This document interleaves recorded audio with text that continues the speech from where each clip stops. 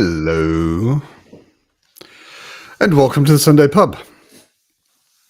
For those of you who have never been here before, this is a bookish nerdery hangout where I invite people, different people every week, to join me on screen and hang out and chat. And a bunch of people turn up in the comments and we talk about whatever the hell we want to, and eventually we generally have a reading sprint or two or three and get some reading done. And this week, look who's here. It's the wizard himself. Woo woo. Andrew, good to see you, man. Thanks for the invite. Yeah, always. Pleasure to see you. You got a haircut. I did. I got one yesterday. Yeah, almost a proper haircut even. What do you mean almost a proper? Well, I mean, you still got a few millimeters to go. I leave it I leave it finger length on top just in case I never do put product in, but like on the case that I want to, I have the option. There's something there to put product in. Yeah. No, I had years ago, but I had sort of longer than that on top, but still quite close and short. Yeah, on the side. I go very short on the sides, especially in the summer here in Indiana. Yeah, I don't know. I got lazy about my hair. I had a situation where I was traveling and I couldn't get an appointment with my regular barber. Mm. And it all sort of dragged on for too long. And I just got to the point where I was like, my hair is just annoying me. And I bought a proper electric razor and shaved it all off. And I haven't had hair longer than about 4 or 5 millimeters since then. So let me say hi to everybody. ZK in AK is here. Osa is here. Penny's here. Good to see you, Penny. A Reader's Journey is here. Colton is here. Jerome is correct. The pub must go on. And Brian of the Bell Tubes is here. The best of the Bell Tubes. Where's Raph been? Yeah, no, that's true. I need to invite Raph at some point. Haven't seen Raph in a while. And as Jerome says, he is a festival beast. Mitch is here. Are you excited about the Pacers, Andrew? Whatever that means. I assume it's a sports ball reference. It's sports ball, yeah. It's our local basketball team. Uh-huh. And I'll be honest, like growing up, I have a very weird relationship with sports. I latch onto athletes instead of teams. Okay. And so when the star athlete retired when I was growing up, I lost all interest in the Pacers. That was Reggie Miller. Okay. I loved Reggie Miller growing up, and then like he retired and became an announcer.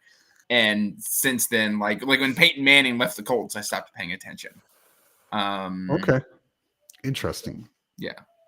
I don't know why, but like I can't latch onto a team the same way I do an individual. Right. Good to see you, Mac. Derry. Complimentary Derry. What's up, Derry? Good to see you, Derry. K2's here. K2 is amazing. Usual. In what way? I mean, I agree with you. I mean, I have to be nice to my patrons. So, Uh-huh. but I mean, every interaction I've ever had with K2 has been phenomenal. You're contractually obligated. I'm contractually obligated to say nice things. Yeah. Yeah, but I would agree with you. K2 is a pub regular here almost every week and is awesome. Colton asked if I'm still enjoying Gone South. I finished it.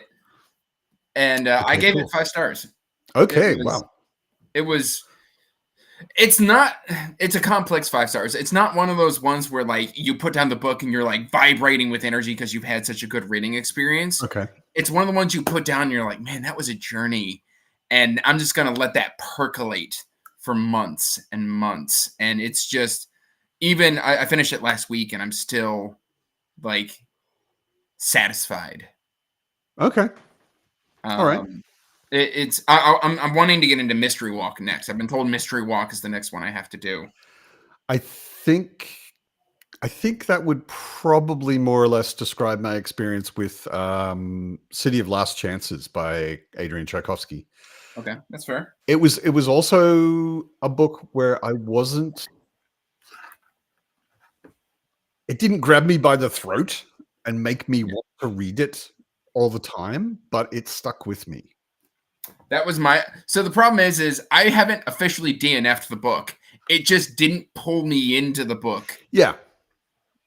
Yeah, and that was my feeling with it as well. But I had already read a fair bit of Tchaikovsky, so I was like, I know I like this guy, and I can tell. Like in City of Last Chances, I was like, oh, his writing has leveled up. He is writing at a level that he hadn't written at before. These are the only 2 Tchaikovskys I have on my shelves. Oh, okay. So only the novellas.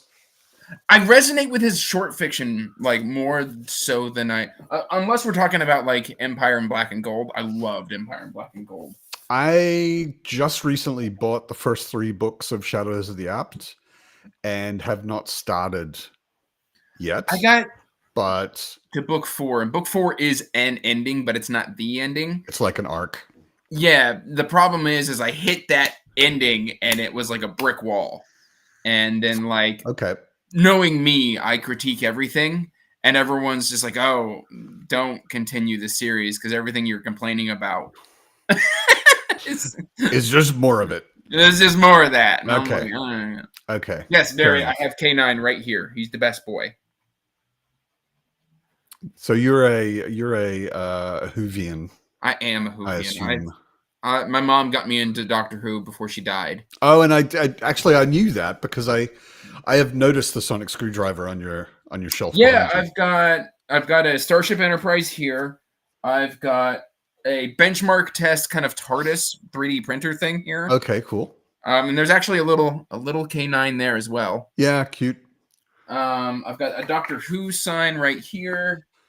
I've got what else do I have? I've got Tom Baker's scarf down here.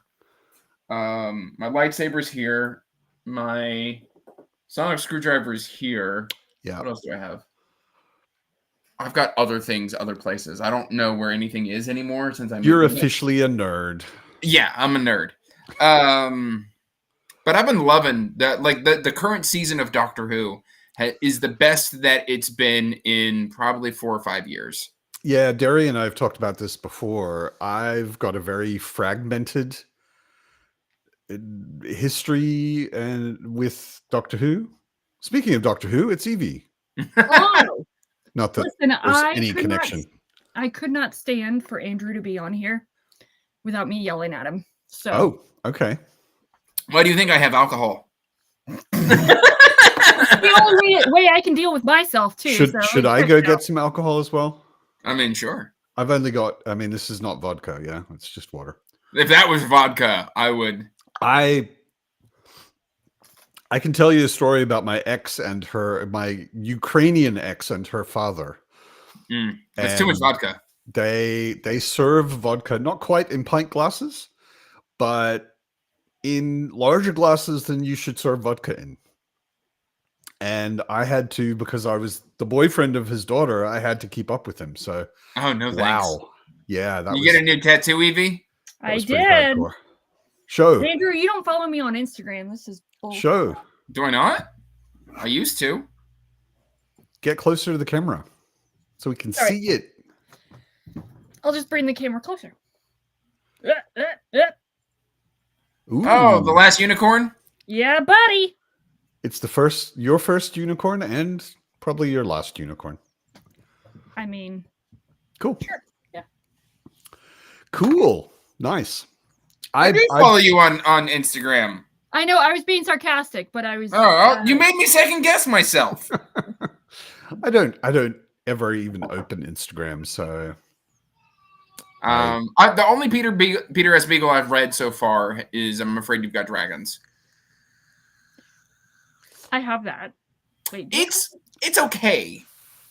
It needed just a little bit more page count. It needed to slow down the pacing just a hair. Fair. Who else have we got that I have not greeted yet? I'm a bit behind. Thornall's here. Of Brian, course. there's a reason I haven't started Neitha's here. Arcane Ascension 5. I'm terrified. Thanks, Anitha. Hello, Matt, too, I guess. Yeah, fair enough. Listen, I was trying to ignore Anitha so that I would get yelled at in the comments. I think I'm going to make it official for this pub. I'm just ignoring Anitha from now on. That's it, Anitha. You had your chance to say hello in a civilized way, and it's all over. See ya.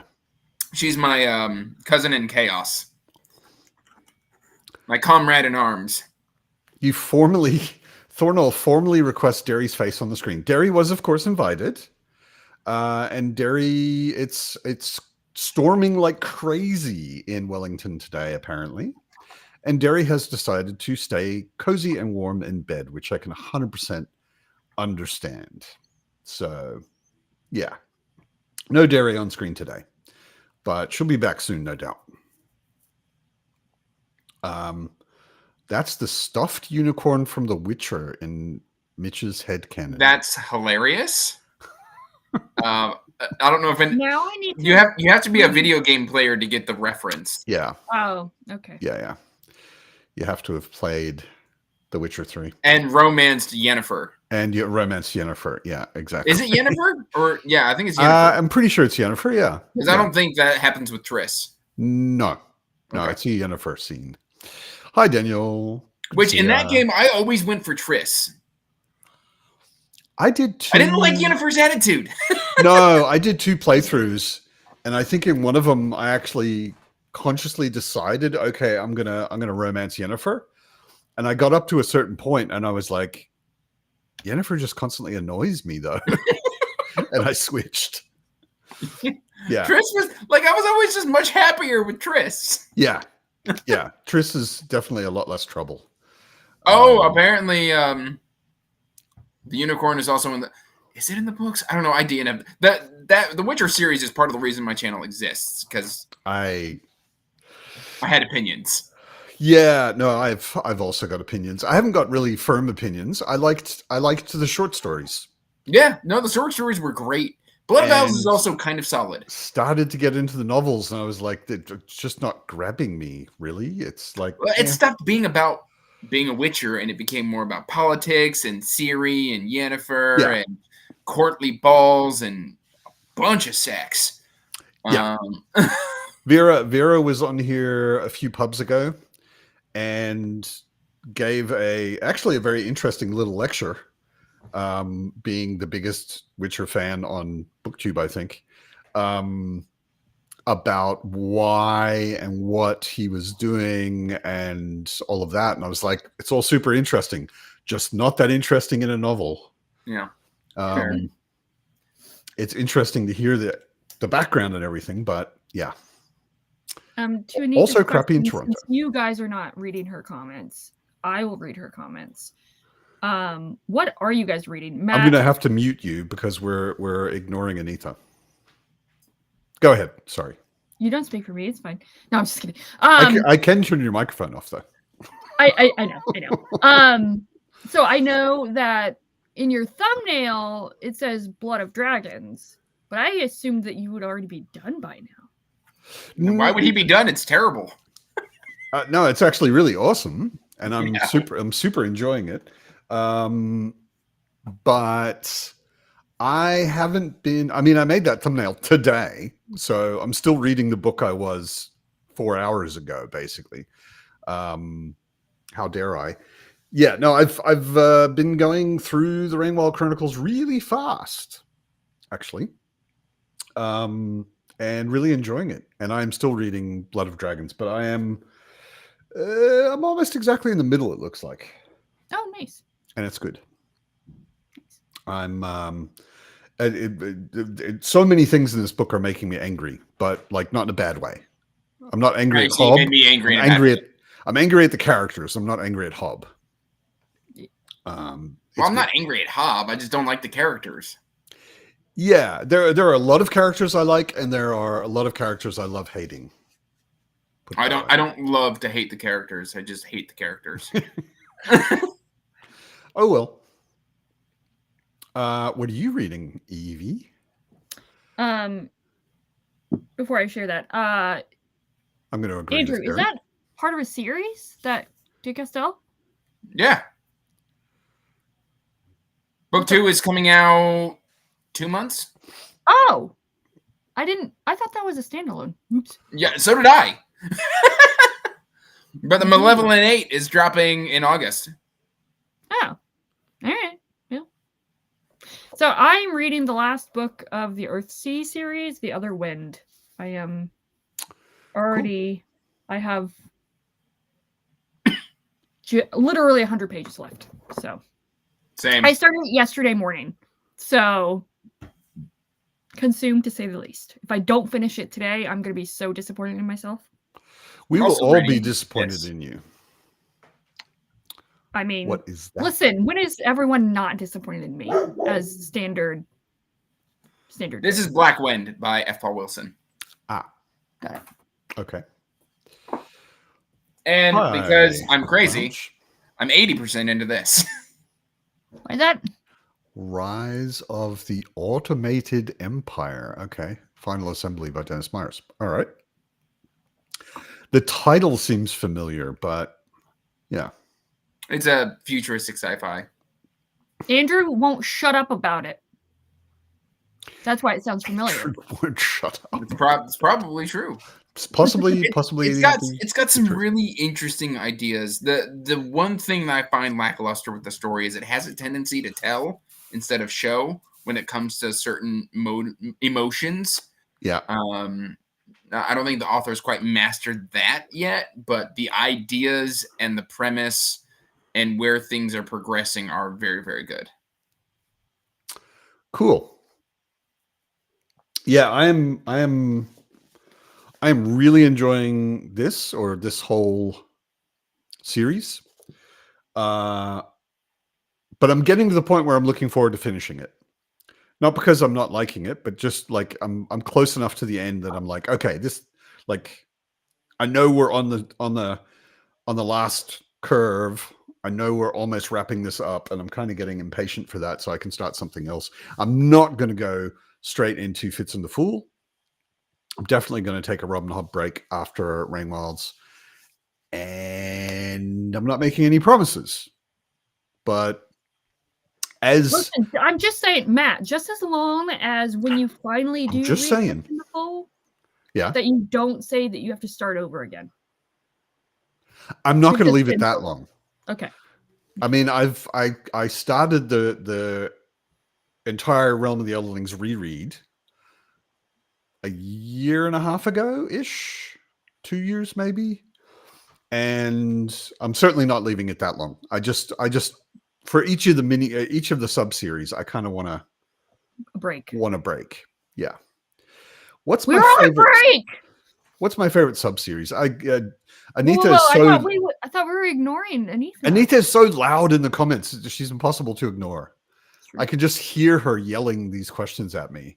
Plus, I'm her mouthpiece when she's not. Exactly. You're going to ask her questions anyway, so I may as well. What's my favorite sub series? I find it really hard to compare them because, to me, there are. Realm of the Elderlings is 3 series. There's the Fitz books. There's 9 of those. And then there's Live Ships and Rainwalds. Mm-hmm. Right? It feels like 3 series to me. And I would say my favorite are probably the Fitz books. And of the ones I've read, Tawny Man. But I also love Live Ships. I would put Live Ships, for me anyway, above Rainwilds.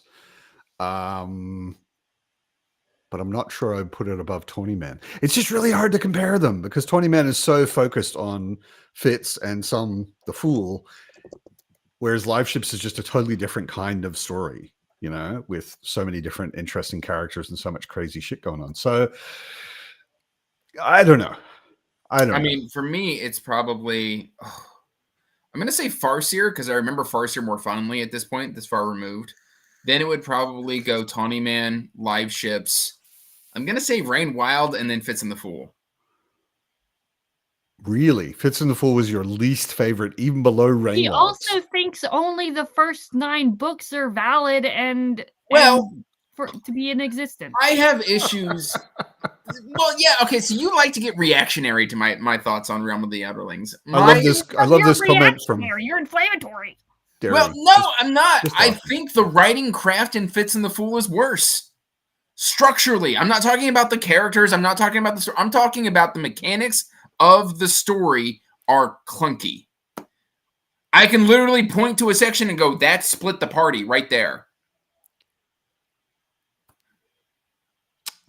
Anyways, alternatively. Yes, Anita, I finished Ogres and I loved it. Yes. Mine is Fitz and the Fool, Farseer, Brain Wilds,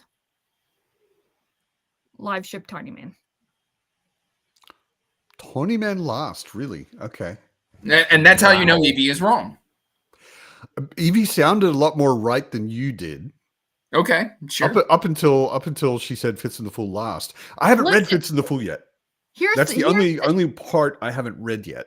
So I don't know. The whole thing is a lot of people I know. The lore that's established in the early books is ignored and or ruined in the later books. No, it's not, Andrew. It is. Anyways. Certainly up to the end of Rainwilds, you are so wrong, Andrew. No, Rainwilds itself makes the entire mission in Tawny Man pointless. That's life. There was no need to go see Blackfire. He was not needed. The whole thing is pointless. We can't really have it. We can't really. It's not an argument. We can't really have an argument about it without getting into spoilers. And I know some people, at least in the comments, haven't read it, so we should probably avoid that. Anyway, but on a more positive, to be more positive though, me having Tawny Man last is still they're 5-star books. So yeah. A bad Robin Hobb book to me is better than a lot of other things. So. It's what I always say with also like Malazan books. You know, if I say Dust of Dreams is my least favorite Malazan book, that doesn't mean it's bad. It's still better than most fantasy. It's just not as good, or I didn't enjoy it as much as the. Anita doesn't even remember who Blackfire is. Or it's Icefire, whatever. Yeah, Andrew can't even get the name right. It's fine. Exactly. I haven't read it in 2 years. He is black, but his name is Icefire. Yeah. Anyway. Hi, Nikita. Good to see ya. We always end up arguing about Robin Hobb. Thornell wants us to keep arguing so that Derry will. Thornell, I've argued to Derry to her face, and I continue to do so. Cute. Listen, it's not arguing when, people loving the last 7 books is apparently not allowed. So you're allowed to. I have my opinion. You have yours. It's not forbidden. I'm autistic, so therefore I say you're wrong. Yeah, exactly, Mitch. Blackfire is the Targaryen sword. Yeah. Exactly. It's the same with a lot of authors and series. I would also say with Tchaikovsky, from what I've read so far, like a bad Tchaikovsky book is still better than a lot of books. Like bad in comparison to his other books still means it's pretty good. Speaking of Tchaikovsky, Matt, did I tell you that I finished Bearhead? Well, yeah, I finished Bearhead. No, you didn't tell me. The read-along that we're in together, again, you didn't tell me you finished it. Oh, well, I figured it was you saw my review on all of the Discords. I don't read people's reviews. It's not personal for you. I just don't read anybody's reviews. I don't go in the reviews. Also, I started another book, so I figured it was a given that I finished it. Anyways, so I wound up I gave it 5 stars, especially considering how I was feeling about scenes at the beginning. It's amazing. It is. I think it's my favorite Tchaikovsky book. It's not just Tchaikovsky. Well up there. Tchaikovsky book for me. Yep.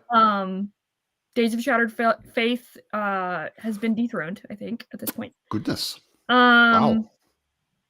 And I wound up emailing him through his like website, and I was just like gushing / like raging at him for writing this rage-inducing book.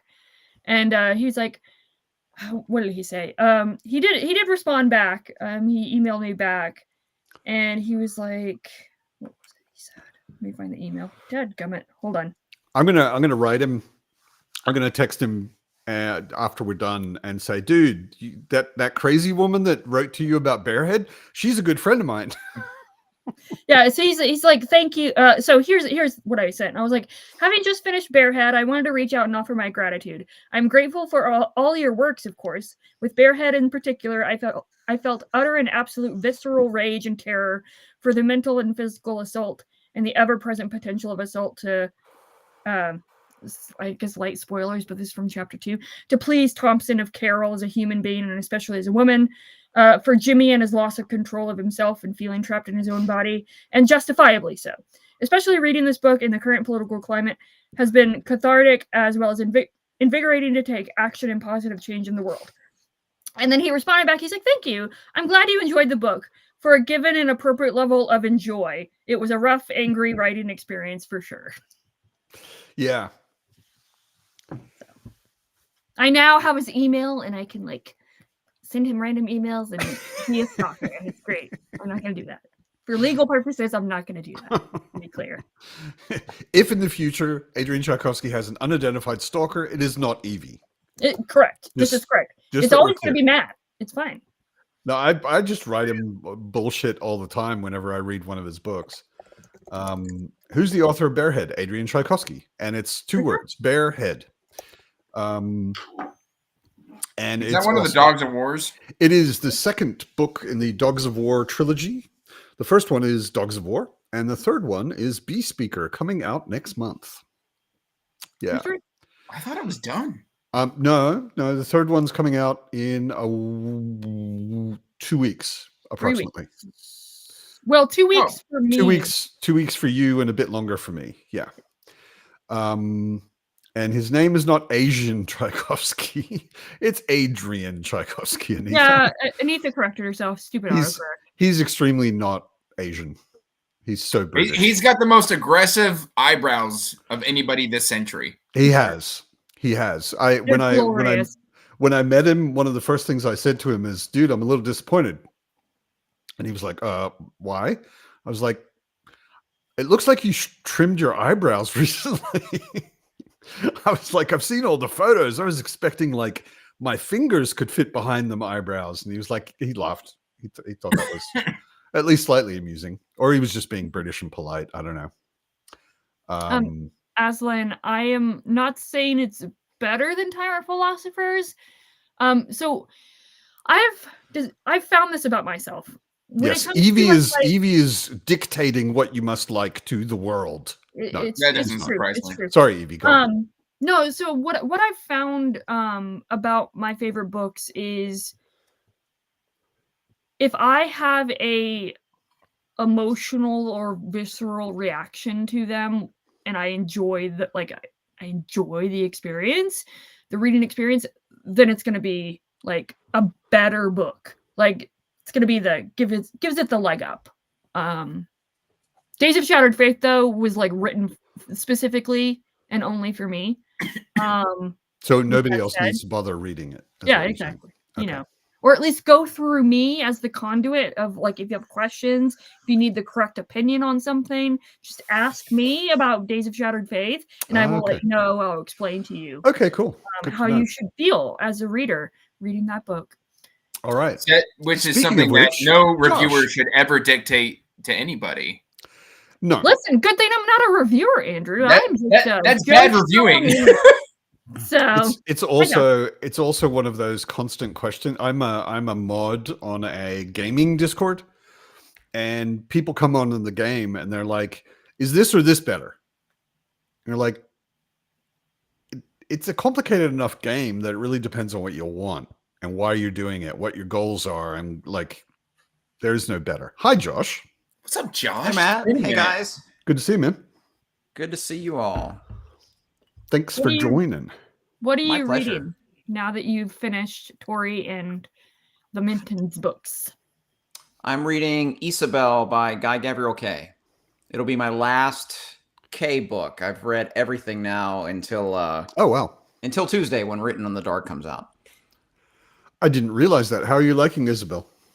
I like it so far. Maybe I went in with really low expectations because everyone said it stunk, but I I'm wouldn't liking say it. it I mean, stunk. I mean, I think what I said to you was I read it a long time ago and it may be low on your GGK list. Yeah, that's probably likely to be true, but I mean, the prologue was all just beautiful writing, typical Kay, and then it's a different kind of story, just like Fionavar was a different kind of Kay story. It wasn't kind of the historical fantasy. This is like modern day, modern day story set in Provence, and I'm liking it. So we'll see. It's I mean, even if it is a bad Kay book, it's probably still better than 90% of things out there. Penny or Penila is a friend from the gaming Discord, and she is correct. Wheat is a trash crop. There is no better, but the wheat is the worst thing. Yes. I'm not gonna lie, I forgot I was not on mute as I was clacking away, and I'm so sorry. We will never forgive you. Yes. The Wilful Princess and the Piebald Prince is not a place to start. No, not at all. The place to start is Assassin's Apprentice. Assassin's Apprentice. Exactly. And it's not even that big a book. True story. It's especially in comparison to the rest. Especially in comparison to Madship. Yeah. But I will add the book lounge that Willful Princess and the Piebald Prince. Once you if you're into the books, you can either read it publication order, which was after Dragonhaven, I think, or City of Dragons. I can't remember. Or you can read it before Tawny Man subseries, or you can do what I did and just read it after finishing Fitz and the Fool, and you needed a hangover cure.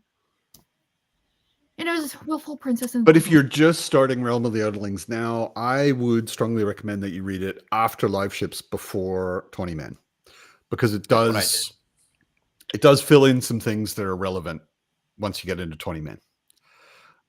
It does help a little and give some sort of background stuff about that, which is useful. Yeah, that's when I read it too. I still haven't read it. Also liked Isabel as well. I've read very little GGK. Like years and years and years ago, I read Fionavar and liked it. And I read, I think, Tagana and Isabel. And I hardly remember them at all, but I remember liking them. I tapped out on Tagana when we got to the Corn Swords. Confessional. Oh. The confessional area at the beginning of the book. Okay. I was just like, you know what? Like, I don't need to hear a woman's lady parts described that way. I think I'm done. All right. Yeah, Tagana is, I don't know. I think it's overhyped for him. I think it's still very good, but it's not the best entry point, and it's not the best book by a long shot. Well, it's also like really slow burn. Like, you don't get to the point of Tagana for a few hundred pages. Yeah, I read it. I have such a horrible memory for books, and I read it. I don't remember, but over 10 years ago. So I remember almost nothing from it other than I liked it. But I don't think I was madly in love with it or anything. Josh, have you read the Books of Babel? I have not, and it's not on the TBR because I hear just total mixed reviews about it, and yeah, also, nobody's First told three me books are enough amazing. that's made me really want to do it. The fourth book is 70% amazing, and then I'm very mixed on that end. Okay. Also, I'm offended, Brian, that you did not ask me or Andrew if we read the book. He doesn't care what he you knows. and Andrew think. Obviously. Fine. I have read half or 3/4 of the first book, and I didn't DNF it. I WFL'd it, waffled it, It's definitely a will finish later and not a DNF from me. I think I just where my head was at the time, I just wasn't getting into it, even though I was reading it and thinking this is pretty good. And I thought I'll just give it a try when my mind's in the right space for it. So I would like to continue though. The follow-up to Books of Babel that Josiah Bancroft did, what was that called? Hexologist. That was very disappointing. Oh, okay. I haven't read it, so I did. The premise is good, done. the characters are good, but at some point, like, it's not a thick book. I would like this husband and wife to stop jumping each other's bones. listen, it's a healthy marriage. Yeah, but like, there's a specific scene at the end where like they get a carpet ruined, and like she's like, "Why are you upset that the carpet got ruined?" And he's like, "Well, that's where we first did it." And I'm like, "Okay, like, sure." It's okay. I can Check it out. only say, yeah, do that. Only sounds like I should say wise to me. only do that if you have plans to never go to that library again. Yeah. Or you could just buy it. Well, Very expensive. yeah, you can't really buy a subpress edition of The Wilful Prince. I mean, you could. It's going to cost you a lot on eBay, I think. I'm looking it up right now. Yeah. Ida. Yeah, well, I'm there too. I've got half of this to go, and then I will also be Fits in the Fooling. Although not immediately. I want a bit of a hob break. But Fits in the Fool is all I have left as well. Everything else so far has been a reread for me. But again, it's been 10 or 15 years. So I remember a lot of it very poorly or not at all. Ursa, flexing on her GGK experience. Well done, Ursa. Yeah, in about a week I can say that, except for the poetry collection. I haven't read that. $22. $22 for a subpress edition of anything. That's crazy. Or this one's like 38. What? Where are you looking? Are you sure eBay? Are you sure it's a Subterranean Press edition? Yeah, publication Subterranean.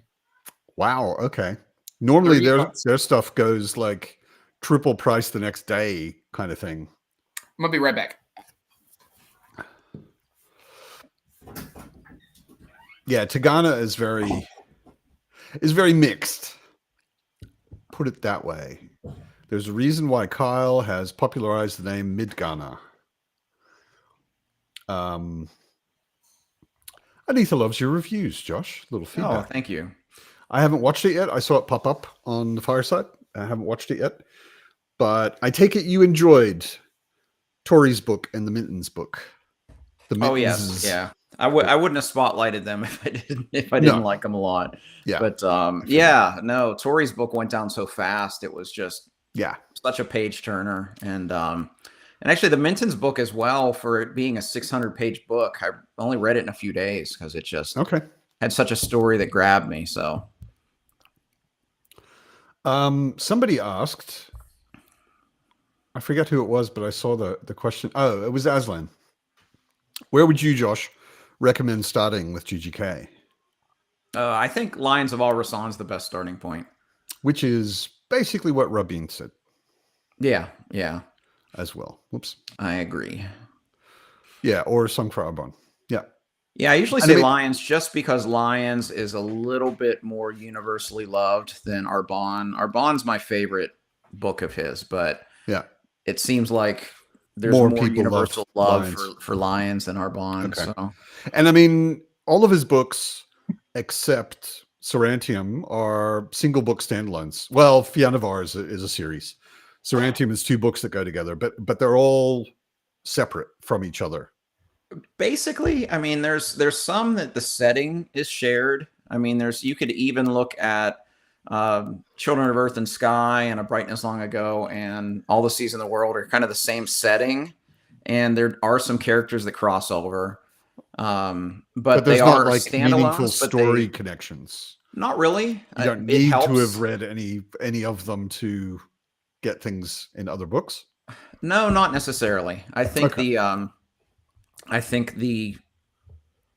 if you've read, I think the duology, Sailing to Sarantium and Lord of Emperors, if you've read those, you can pretty much read just about all of the others, because they often, all of the references seem to flow back to that series. Because a lot of the things are in the same universe, same world, but they're set centuries later. So different centuries, different places as well, and that kind of thing. Okay. Yeah. There are two that are set in kind of his China area of his world that are loosely related, but they also have, like 100, 200 years between them. So they can be standalones too. Okay. Yeah. All right. Yeah, I really want to get to more of him.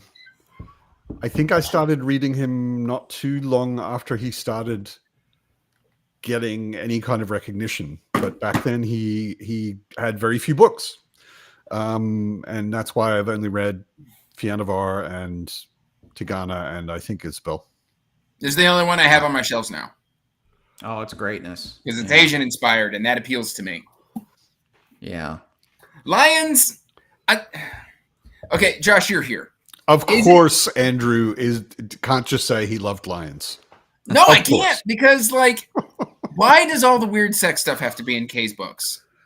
Like, there's bondage in Lions. I don't know. I think we just chalk it up as a Kayism. I don't know. It seems to be one of his hallmarks that he has more sex stuff than many fantasy. Listen, y'all need to stop kink shaming. That's what I'm hearing about Kay. I don't. Hey, you do your kinks. That's fine. I don't really want to read about it. I don't want to watch it. I don't want to know about it. You do you in private. Yeah. I don't know. So I tend to sort of be the same way. For sex. If I wanted that sex, I'd read smut. Yeah. Yeah. I mean, I always go back and forth between thinking, well, like fantasy, other than the fantastical elements, it includes all of the things that might be in a normal life. Why should it then exclude sexuality? But then on the other hand, usually when I read sexuality in a book, it feels like an interruption. In a fantasy book, it feels like an interruption. I'm like, why is this here? Except for Hobb. Hobb writes the most beautiful sex scenes ever. It's because they're faded black. Yeah, No, they're not. They're pretty faded black. I mean, compared to some, they're in no way explicit about anything, and they don't go on for ages. Her scenes. Yeah. I'm trying to think of. There's one that I can think of in the Farseer trilogy, and it's very nondescript. Yeah. Yeah. Anita wants to know what's bondage. I would say would Google. Would you like to explain this to her, what Evie? will pop up for you. So, 50 Shades of Grey. Just put it that way. If you've read and/or seen that movie, yeah. Yeah, I remember. I have my sister-in-law is very reserved, and I remember years ago I saw she had 50 Shades of Grey on her shelf, and I knew she hadn't read it because I knew it was a book she wouldn't read. So I opened it up to a random page and I just started listing stuff, and she went, "You're disgusting," and I was just like, "It's your what do you book." mean? And she was like, "Why are you saying all of these crass things?" And I just held up the book. I'm like, "It's right here." She's like, "No, it's not." And I was like, "Have you read this?" And she went, "No." And I was like. I think at one point there's a section in the book where there's listing what's on the table and what's off the table, and I just happened to open up to the list, and I was just reading the list, and she was very offended, and I was like, maybe you might not want to have this on your bookshelf. It's maybe not the book for you if you can't handle me reading half a page of it. Yeah. ZK, that scene in Fiona, that scene in Fiannavar is integral to the plot. So, I can see people not. I don't even remember that. Yeah, I could see people. I mean, you'll hate it, but it does become integral to the plot of the entire trilogy. So, yeah. Yeah, there are a lot of scenes like that where I can totally understand if you can't deal with a certain scene because of your preferences or your past experience and trauma and that kind of stuff. Totally makes sense.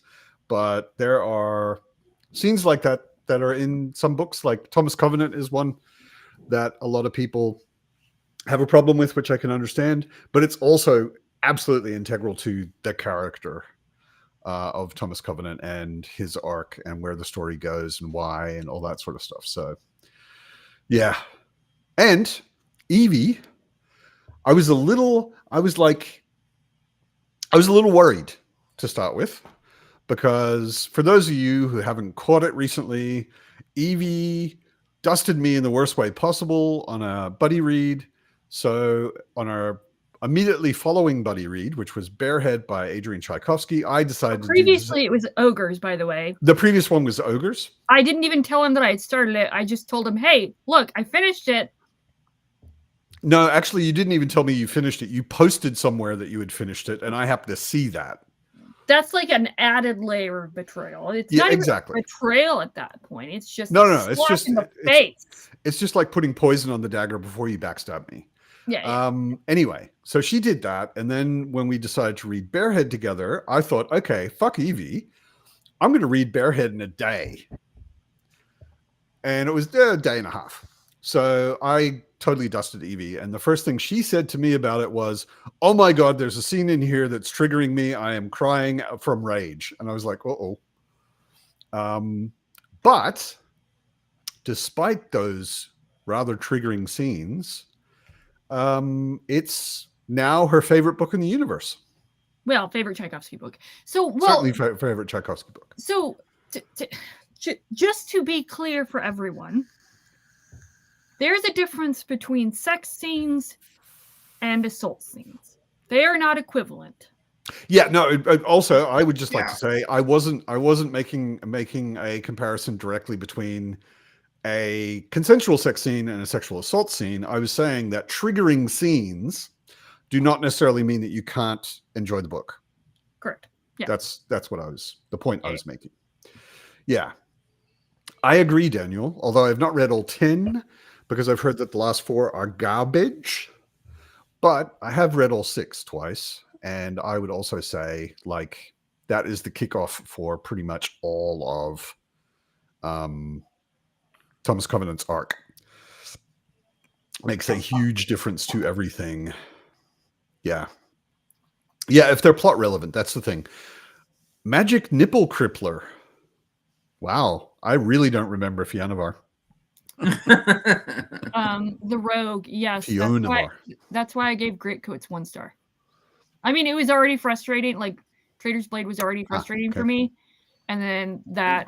Greatcoats has one scene in it that it's notorious for, where it's the magic healing of sexual assault.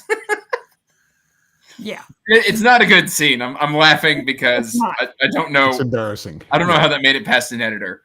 Yeah. Hi, Joe. Good to see you. This is really good, though. This is what I imagine Kings of the Wild, written by Joe Abercrombie in the style of Sebastian de Castell. So, given that it's called the Malevolent 7,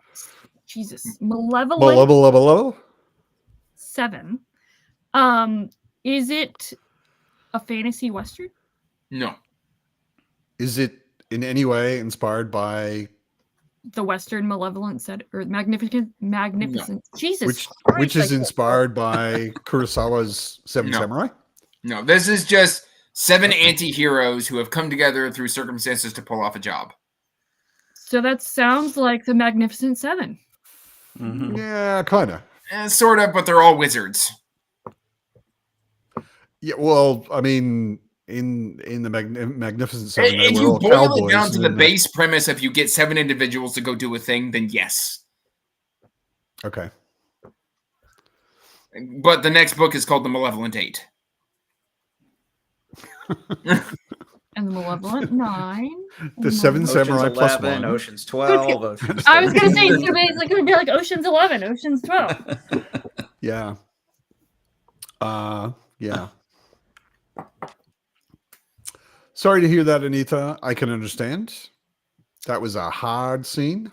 It was know the one you challenging mean. for me to read on initial read, and I struggled with it incredibly so on reread. Yep. I totally understand. Josh, are you excited for Never Flinch? I am. What is Never Flinch for those of us who have no idea? It's the new Stephen King. Yeah. It's okay. out Tuesday as well. It's going to be a nice book mail day. I get a Guy Gavriel Kay and a Stephen King book in the mail. AR Witham offered to buy my copy of Holly, so I don't have to read it. And Tori's book is on Tuesday too. I have read that book mainly because it's dedicated to me. Oh, I saw that. That was cool. It was awesome. Yeah. And I'm Tuckerized.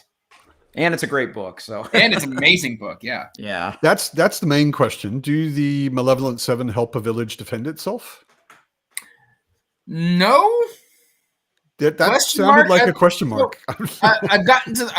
I've got about 100 pages left, and they've reached a village where essentially, in this world, if mages fight too often and sling too many spells, it causes basically damage to reality. Okay. And here it's created this kind of red sand that's seeped into everything, including their crops, and the humans have become addicted to it. And now they can't leave this area of desolation because they can't subsist on regular food. Kind of cool idea. And it's been overtaken by these semi-violent / benevolent 7 brothers. So I'm kind of at a point where maybe. Okay. I like Joe's comment there. The first 6 were trunk novels. Exactly. Malevolent 1 to 6 are trunk novels. Yep. I do have a dream that Stephen King's last published book, like after he passes away at some point, is trunk novel. Just have this feeling that he would do something like that. Like he would have a book in reserve and he would call it trunk novel and have it ready for like after he's already written it and he's just waiting. So here's the thing. I fully believe they're going to Crichton King, where King's going to be releasing novels a decade to 2 decades after he's dead. Somebody's already working on the King AI, I'm sure. I'm sure he's got enough scraps of half-finished books that they can just bring in other novelists to be like, we found a King manuscript, because they just did that with Crichton, and they're gonna maybe Owen King will do it. Owen King will do it like Brian Herbert. Yeah, right. Josh, Fox is getting 3 hardback editions with Lawrence Ellsworth's translations of the 3 Musketeers. Nice. Does sound nice. I haven't read those. I read 3 Musketeers a long time ago. But I don't know which translation, who translated it, but me neither. And I have an Easton Press edition that doesn't even list who the translator is. It's funny. We were talking about this on the Easton Press Musketeers. We were talking about this on the Far Side recently, and Igor, who is a very scholarly Russian dude who's on the Far Side, he was saying it sounds like it works completely differently in Russia. Like, as I understand publishing in English language countries, the translator is basically a work for hire person. The publisher just hires a guy and says, translate this, and they get a text back. And they could give them credit or not, because the translation belongs to the publisher. They paid the translator to do it. Whereas he was saying that in Russia, like, the translation belongs to the translator. It's their text. And of course, they legally have to get a credit. In fact, sometimes they even have a very large credit right on the cover kind of thing, I actually bought older editions of Les Mis because I had a Penguins paperback classic, and they had bracketed a bunch of stuff and just like omitted information, and it was very jarring on the page to try and read. They would like the count of brackets, and then it's like ... and then it would just move on. I was like, I don't care if I can pronounce it. I read fantasy. Just leave it on the page. at least let me see it. Wow. So it's like censored for anything that looks like it might be complicated? they've just removed the information because it was too much of a hassle to translate, or they just feel like people wouldn't understand it. That sounds strange. There are a lot of abridged editions of Les Miserables out there. There are This actually one wasn't very few abridged. unabridged. Yeah. It wasn't abridged. Wow. I've been thinking for years I should read it because I've seen it live, like the musical, 3 different countries even, and love it, and know the entire text of the musical by heart. But I've never read the story.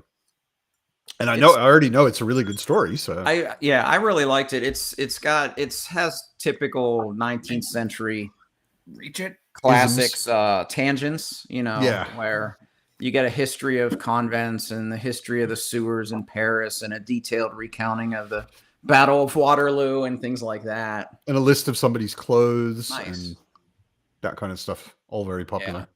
It's still real solid though. Okay, then I definitely didn't read Ellsworth's translation because I read it well before 2017. Okay. Nice. Interesting. Another thing that should be read. Yeah. Whole bunch of irrelevant information in Les Mis. Yeah. There's a single sentence so long that takes several pages. Oh, and it just describes where sewer pipes in Paris go. Okay. Yeah, that doesn't sound too interesting. Maybe I'll stick with the musical. This one just removes the brackets and it says the Bishop of D. The Bishop of D. Yeah. The I Bishop. can make my camera pick it up. But it just says the Bishop the Bishop of D. Bishop of D. ... Yes, Evie, there are plans for sprinting. I was just thinking it's getting towards sprinty time. How does everyone feel about a sprint? I will probably dip because I have kids who are because you don't read. Got it. I understand. Yeah, books. I don't do books. It's just decoration, all that crap behind you, isn't it? Yeah. People who think I've actually read these suckers, I'm just talking out my ass. Yeah, we knew that. We knew that. That's fair. Not a surprise. So it's almost the hour. So let's read until the hour. That one there. Everybody on screen, goodbye, Andrew. Thank you for joining us. Everybody else, don't forget to mute yourselves. And everybody, enjoy your reading.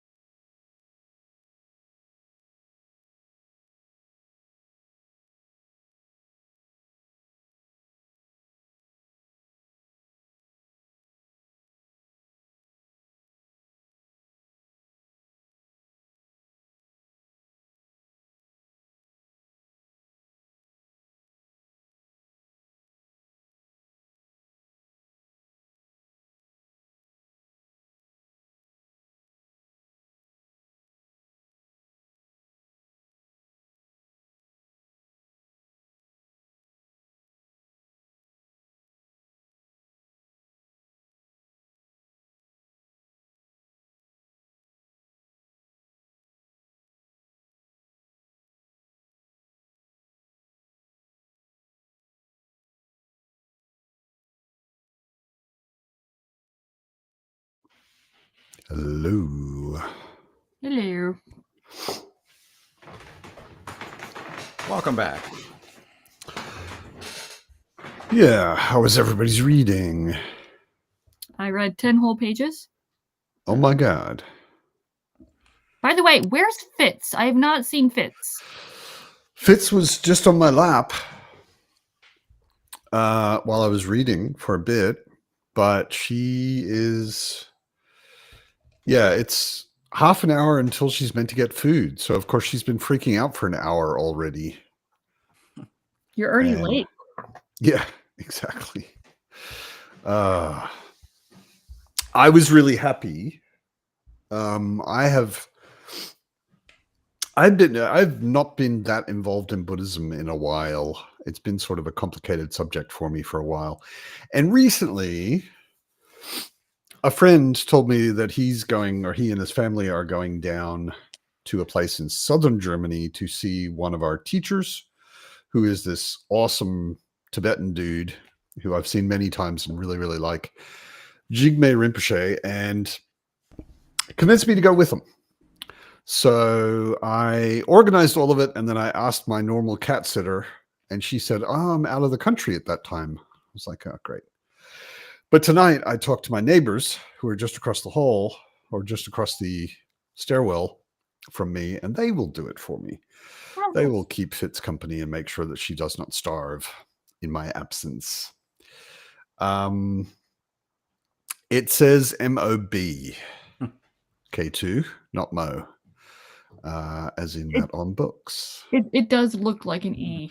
It does look like an E. It's just cut off on the sides. Yeah. Yeah. But no, I am not Mo. I'm definitely not Mo.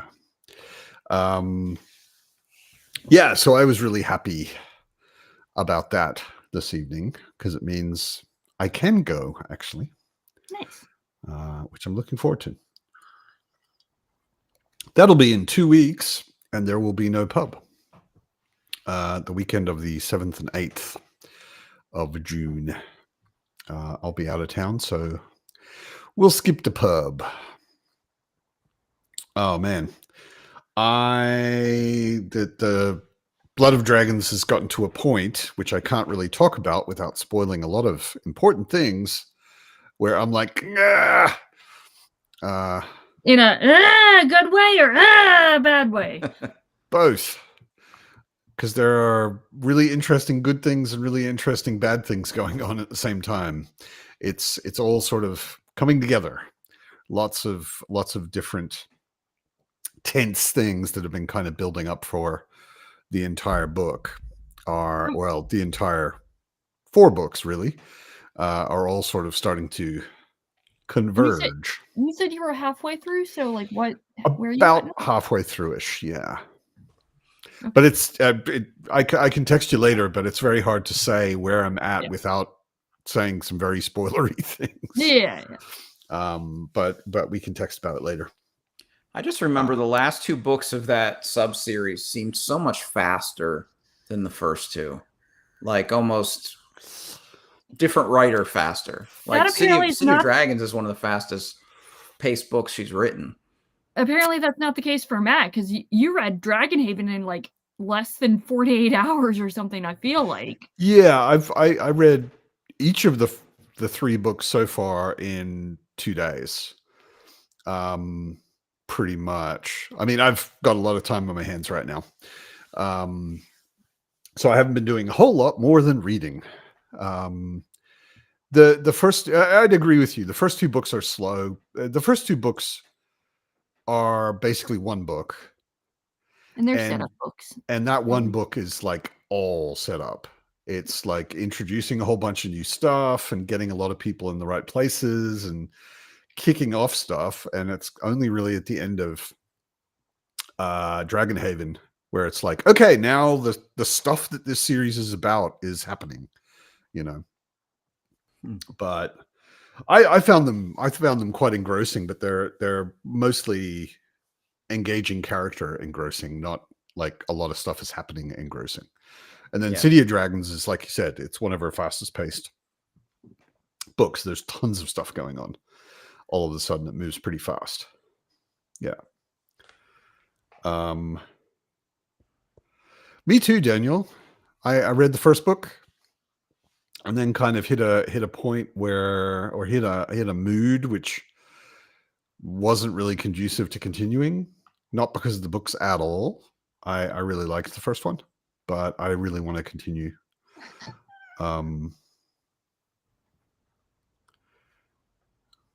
Belltube Brian wants to get a cat and name him Mandu.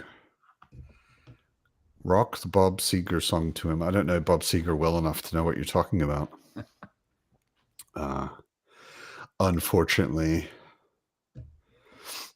Brian does have a great question. Josh, when are you guys reading LPQ, you and John? Oh, we're starting in summer. June. Yeah, we're going to do one per month starting in June. Nice. Yeah. I can imagine you really liking it. I think so. Everything I've heard about it lends me to believe it's going to be a series for me. Yeah. And just make sure you are including Alan in your discussion, right? Oh yeah, that's I told John we're contractually obligated to do that. That's like any discussions of Simon Jimenez books, like contractually have to include me. Yeah, so. Yeah. I would. No, I think we're gonna read two and then have a discussion, and then read the last two and have a discussion after that. Yeah, cool. Maybe. Yeah. I'm just in general for like a year or longer. I've been really hesitant to plan what I'm reading in any way. Like maybe for a buddy read. Although Evie has ruined buddy reads for me forever, so I'll probably never buddy read ever again. Listen, I'm just helping you. Yeah. Yeah, no, I recently I posted it on the Fireside Discord. I recently, and this is really, really weird for me, I recently got an urge to create a reading tracking spreadsheet. And I don't understand it because I am so not a spreadsheet kind of guy. But maybe just a general subconscious desire to feel like I have more control over things or something like that. Anyway, I made a reading spreadsheet. And of course, once you've got a spreadsheet kind of set up, you want to fill it up with shit. So I started putting all sorts of books in as TBR books. And once that starts, it never stops because I have so many unread books on my shelves. And I should probably put LPQ 2, 3, and 4 on there. There you go. It occurs to me. Hi, Marianne. Good to see you. Anita appreciates your unicorn. From here, like without you close-upping on it, it looks like maybe it's a deer or something. That's cool. That's fine. Yeah. You know, this until one you like moved up, it looked like it was a deer sort of looking over its, like with the antlers going over its back or something like that. And that's cool. Like when people look at this one, they think it's like a bank safe, and I'm like, that's fine. What is it? It's a brownie camera, but that's okay. Ah, okay. So from here on this quality of video, it looks like a black blob. That's true. I mean, basically, fair point. So, but yeah, it's not a brownie camera. It's a Rolleiflex. That's what I meant. I call it a brownie camera. I actually have a Rolleiflex. I have one of those, an antique one that still works. I've actually shot a few rolls of film through it. They are really, really cool cameras. When I was in college, I used to have one of those. And I shot on it, and I was taking a photography 101 class, so I was able to actually develop the film myself and stuff like that, which was pretty cool. Yeah. I used to have a darkroom in my basement in Hamburg. I had a flat that actually had its own basement, which is extremely rare here. And I used to do a lot of, not film developing. I didn't really develop a whole lot of film, but I did do my own printing all the time. And I miss it, but I don't miss how time consuming it was. It's so damn, I mean, like you can spend an hour getting one good print. Mm-hmm. you Wow. know, and it's crazy. And you can spend an hour not getting any good prints, Yep. and just getting garbage that you throw away. So I don't miss that, but I do miss the analogness of it. Yeah. There is a certain kind of magic to like taking a bunch of bottles over there and a bunch of paper over here and a little tiny piece of celluloid here, and at the end you've got a beautiful picture, you know. It is kind of magic, and like putting a piece of paper in a dish full of chemicals and just slowly watching the picture appear, you know. It is actually very, very enjoyable, but I can't say I miss it too much. But the cool thing about those cameras, two things: they're square. The pictures are square, not rectangular. And when you are shooting, first of all, you're not looking at the thing you're shooting, you're looking down. Mhm. And second of all, the thing you're looking down at is upside down. Yep. Which is really like your head has to wrap itself around that first. Wow. Like, and you're composing, first of all, in a square, which you're not used to because you don't have any sides like a rectangle. And secondly, that everything's upside down. It's very, very strange experience to start with. Hey, Britton, how you doing? Good to see you. Has anybody been watching Andor? Andor is so damn You mean good. has been? You mean What? it's over? So has been. That's what I mean. Okay. Has anybody been watching it? Yes. And what did you think? I thought it was incredible. Season 1 was good. So I don't remember if I already told you this, Matt, but I tried season 1 when it was first coming out, and I think I remember talking to you and saying, no, keep going. It's good. So I watched the first couple of episodes and I just got bored, and then so my husband finished watching the first season. And then when season 2 was announced and we knew that it was starting in April, he told me, he's like, I want to rewatch season 1, but I need you and I want you to watch it with me. I want you to watch the entire thing. I'm like, okay, fine. 3-4 episodes in, like, it is truly a slow burn developing story, and I was hooked after that. Yeah. Because I had forgotten that Disney can hire competent storytellers. Especially in the Star Wars space. Like, Yeah, exactly. everything they've done in Star Wars, I was super skeptical. Andor came out and I was like, you shit Rogue the One was- bed with Boba Fett. You almost shit the bed as bad with Obi-Wan. Obi-Wan was terrible. It wasn't as bad as as the Book of Boba Fett. Yeah, Nothing that is was as bad. bad as Boba Yeah. Fett. That was so bad.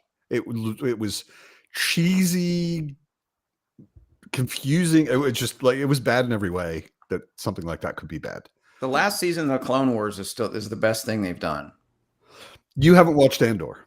I haven't. I watched the first season, which was very good, but I heard second season's even better. So Yeah, Second- I just what haven't I'm gotten saying. there yet. Second season, the thing about second season when it started, well, first of all, there was the trailer for second season, and I was like, oh my God, that's horrible. And then they put out a second trailer for it, and I was like, okay, that's more sensible as a trailer. And then it started, and the first two maybe episodes of the second season, I was like, this isn't really as good as the second season was, or the first season was. Yeah, And then it just took episode- off. And then I was like, okay, we're back.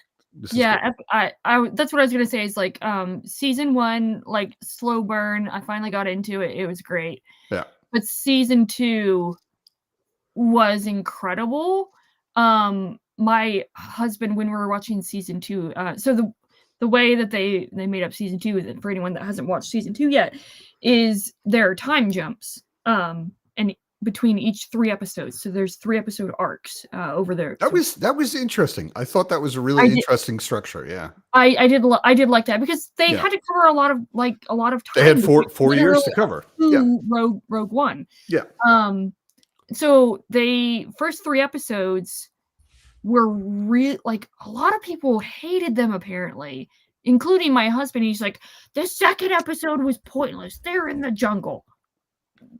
just very broadly. I'm just going to say there were a number of pointless things in the first 3 and episodes. he's like, it's pointless, and that all the Star Wars like YouTube video commentaries that he watched were like, this is pointless, stupid. Andor sucks now. And I told my husband, I was like, how about you just wait and see? This could be a context for the whole, like once you step back and you look at the whole, you have context. Sure enough, that's what happened in the next 3 episodes. It was I loved the structure. For anyone who hasn't watched it, the structure was every week at the same time they put out 3 episodes. Those 3 episodes are chronologically basically one story, and it takes place in 1 year. And then the next week they put out 3 episodes, and those are a year later. Yeah. So the season 2 covers 4 years of story time. Yeah. And they do like it's so BBY4, BBY3, BBY2, BBY1, and then BBY being before the Battle of Yavin. Yep. For those of you Star Wars nerds out there. Yep. So, anyways, long story short, for me, Andor season 2 episodes 7, 8, and 9 are probably some of the best storytelling. BBY2 are some of the best storytelling I've ever seen in visual media. Storytelling, acting, everything. It's just so incredible. Yeah. I mean, I would partially agree with Britain. The stuff in BBY4, the first week of season 2, does make the revolution look as chaotic as it is at that point. Which is necessary for the later episodes. Yeah, which is a point to make, and it's relevant and all of that. It's just they spend a lot of time on it. It's like, I got the point. If that's the only point you're making, I got the point. Please move on. I totally had that feeling with BBY4. But overall, the second season was amazing. I mean, I keep saying it, but who knew that you could make some of the best Star Wars stuff ever by removing the Force, Jedis, lightsabers, and Skywalkers? There was a little bit of Force stuff, which very little bit, very little bit. All the stupid Force stuff, and I'm like, it's whatever. Like, it's still Star Wars. They have to include that, and also it's like a faith thing at this point. Yeah. It's not like what is it, the Jedi mind trick stuff or whatever. Right. These aren't the droids you're looking for. Yeah. Yeah. Yeah. And I thought, I mean, if you think all the way back to A New Hope, like the first Star Wars film, it's presented as being kind of a dead religion. And I thought that also came across in Andor. Like, it's almost like there's almost no mention of it. And then when it does come up, it's kind of this weird lady on the side who you're like, who is she? What kind of weird voodoo is she doing? And it feels like it's, it felt totally Star Wars appropriate. I loved it. I strongly recommend, even as, I mean, like, a lot of people are like, screw Disney, they broke Star Wars, they're doing everything wrong. I absolutely agree with you, except for Andor. I liked Mando season 1, all downhill from there. And then, like, Book of Boba Fett was garbage. Obi-Wan was garbage. Ahsoka was half garbage. It was not good, but it certainly it wasn't complete garbage. Acolyte but was terrible. Was like, haven't seen it. You have trash here. Acolyte is like way down below trash. Yeah, a lot of the Disney Star Wars stuff, pretty much all of the Disney Star Wars stuff, has been pretty damn weak. And the cool thing about Andor, like Star Wars, the movies are not about the rebellion and they're not about the Empire. They're about the Skywalker family. Yeah. And Andor is about the rebellion and the Empire. Yeah. It's much more about resisting fascism than anything else that Star Wars has ever done. And that makes it a great story. Yeah, to answer Reichardt's question, I actually think you could watch Andor if you have no Star Wars. I don't think that's one of the things. Like all of the really Star Warsy stuff, like the Force and Jedi and lightsabers and the Skywalkers and all of that isn't in Andor. So I think it's just good science fiction television. I think you could totally enjoy Andor without knowing anything about Star Wars. In fact, if you're too much of a Star Wars nerd, you might have a hard time not being slightly pissed off because a lot of the things you expect are just not there, like Jedis and lightsabers and Skywalkers and the Force and all that. Yeah, absolutely. I recommend that everybody watch it. I'll get there. I had I rotate through my streaming services. So yeah, no, I hadn't had Disney for a while. It's one of those, like, I get on something like Paramount and then I watch every show that I want there and then I dump that and start another one. So I actually do have Disney now, so I'm going to get caught up. I haven't. Yeah. I guess I have like last season of Bad Batch, last season of Mando, the Ahsoka show, and then Andor. I think is what I have left. As far as Star Wars stuff goes, I would say just skip all that other shit and watch Andor. I enjoyed I like their animation. I did enjoy the Bad Batch. I mean, it's not great, but it's I enjoyed the animated Clone Wars, so I just kind of like that animation style, and those are great. So I enjoyed those a lot as well. Clone Wars I enjoyed a bunch, although it varies a lot between being extremely kiddie focused and then a bit more grown up. Yeah. And it'll be one episode that is obviously for 5-year-olds and then a couple episodes that aren't. And then, Aaron is rewatching Rebels and he's really enjoying it. So yeah, Clone Wars, Rebels, Bad Batch I liked. Although I think I also have to watch the last season of Bad Batch. But yeah. But yeah, the Ahsoka was all right to start with, and then it went off on a tangent where I was like, they're trying really hard to just connect this all to Rebels, the animated Rebels, and it just became a bit too far out there for me. It wasn't horrible, but it wasn't great. But overall, the Obi-Wan stuff, I was like, and Book of Boba Fett was just so bad, unbelievably bad. Oh my god! No disagreement here. Yeah. Book Lounge, are you talking about the movie or the series? Because the series was awesome.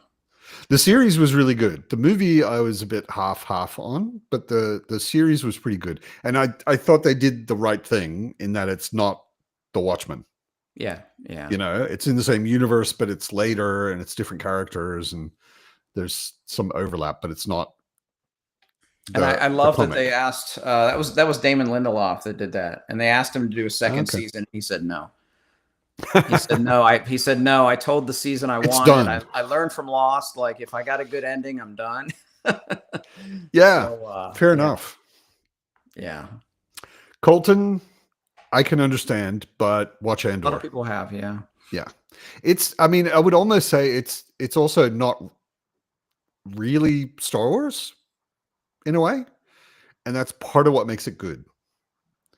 Like, it's not carrying a whole bunch of Star Wars baggage that a lot of other things were, and it's not just fan service.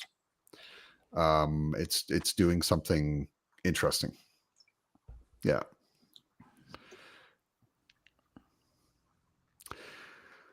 Book of Boba Thunder, yes. Well, you're going to have to make that, Brian.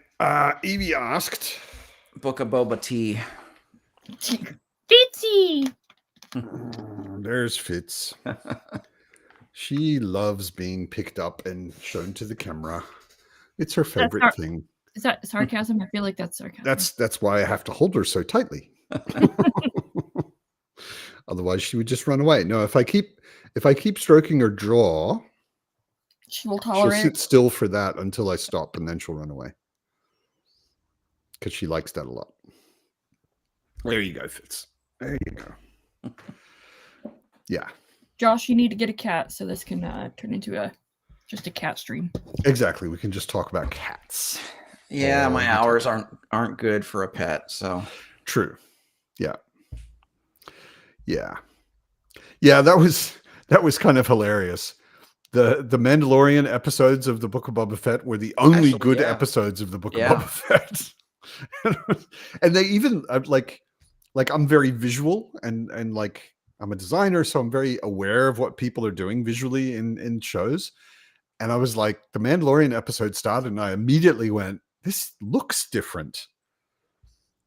It was produced in a totally different way. It was lit in a totally different way. The camera work was totally different. It was an episode of The Mandalorian. It wasn't an episode of Book of Boba Fett. Yeah. No, DK Moon, you're wrong. Watch Andor. It's really good. It's worth it. It's worth it. Yeah. Sawyer from Lost is the star of a new HBO show that looks cool. Oh, Colton, let me know. It looks like him being old man Sawyer off the island. What? Hey, I love the roguish nature of Sawyer. So Sawyer's a great character. If he plays that character archetype again, let me know if it's good. Yeah. You don't happen to know the name of it, do you, Colton? I'm looking it up right now. What am I? Wait, no. What am I playing? I haven't been playing much of anything. I started the Oblivion Remastered and played it for a bit, but I think I lack the required nostalgia to really get into it. Look who it is. Hey, Carlos. Oh, Ireland in the house. how are you? How are you, man? I'm good. I just finished doing my Bone Hunters review. I was about to edit it. It's a bad book. That was your conclusion, right? It's just a bad book. It's horrible. Terrible. I fucking hated it. Garbage. No stars. 0 - stars. I mean, I Negative. have it on, good authority that he DNF'd it anyways. So That was my initial review. Yeah. Yep. I am not reading any more of this garbage. How's everybody? Pretty good. Pretty good. Yep. So what are you reading now? Bearhead, finally. Ah, Yeah. yeah. Evie and I both loved it. Cool. I've only read one chapter still so awesome. far. You haven't gotten to the difficult chapters yet. No. Although I think they're more difficult if you are of the female persuasion. I have heard such. Yeah. Yeah. But also as a guy, if you have even the slightest ounce of empathy, they're difficult. So you should be fine. I don't have any empathy. What the fuck are you talking about? Exactly. That's what I'm saying. Yeah. But compassion, Carlos, compassion. Oh, look at that. Nobody teaches me anything about compassion. I'm gonna call you that from now on all the time. Hello. Yolanda's husband in the house. Fun fact, we're not actually married yet. No, Yolanda's boy toy Yeah. in the house. Yeah. Carlos thinks Andor is ass. I don't think Andor is ass. I think season 1 is incredible, and it's been 3 years since it came out, and it started season 2. Didn't know what the fuck was going on. I thought it was a little yeah, a little convoluted to start off season 2. So we're going back to rewatch, and then keep going. I mean, Evie and I were just talking about this. Season 2, even if you kind of are familiar with what's going on, like before season 2 came out, I rewatched season 1. Yeah, so I should have done that. I had it fresh in my head, and the first 3 episodes, the first year of season 2, I was still kind of like, what are we doing and why? You know, Yeah. and that passes very quickly when you get to the second year. Cool. From then on, it's basically just genius. Cool. Yeah. I seemingly like have not been able to retain character names of people who seem to be important. So like they say things about people in other rooms, and I'm like, what the fuck are they Who are talking you about? talking about? Yeah. So yeah, I just got a bit angry at it for like 4 episodes, and then I was like, no, we need to rewatch season 1 because just to even resituate. But yeah, it's I can tell that it's good. It was a me problem because like I can tell this is well acted, well produced, well written. Although I do think that some bits in early episodes, like my criticism still stands of like this conversation requires a knowledge of every little it's a little too convoluted, but anyway. I didn't really like the forest stuff. I thought that was a bit like modern, like late stage Marvel-y. At the beginning of season 2, you mean? Yes. I thought that the first 3 episodes of season 2 could have been 1 episode, basically. Yeah. Like a whole bunch of that stuff felt like a bit padding kind of to me. Yeah. But after that, pretty much all of it is genius. It's really good. Sweet. Yeah. We got to I love Cyril, and the whole thing going on with Dedra. And the mother. I think that's hilarious. Yeah. And also love everything that Mon Mothma is doing, even if sometimes in season 2 I don't know why she's doing things. But anyway, her, you know, Mothma is a great character. Like getting a backstory on her is very cool. Yeah, backstory is cool. How did she get to be who she was in the movies? You know. Yeah. Why would someone like that even join the rebellion? And her story only gets better in season 2. Cyril's arc is also awesome. Like what ends up, where it goes with Cyril is great. I love that he's just one of these like corporate yes men, where he's like, I live for my job. He's just a loser mama's boy. Yeah. Who got mixed up with the wrong people. Yeah. You don't know if it's true or if we're joking. Do you mean about bone hunters? I think it's about Carlos. Rule of thumb: if I said it, it's probably a joke. It's probably sarcasm. Yeah. And then if you get Carlos and I talking, then everything that is coming out of both of our mouths is probably garbage. Well, a double negative is strange. Then does that then create I don't know. It creates a wormhole. Actually, I think it creates a wormhole. Yeah. No. Sorry, Anita. We are. He's Irish. I'm Australian. Sarcasm is in our blood. It's unavoidable, kind of. Yeah, that's the cool thing about Cyril. I mean, the writing and the acting. Yeah. But like in the Star Wars movies, every single person in the entire movie has either a perfectly white hat on or a perfectly black hat on.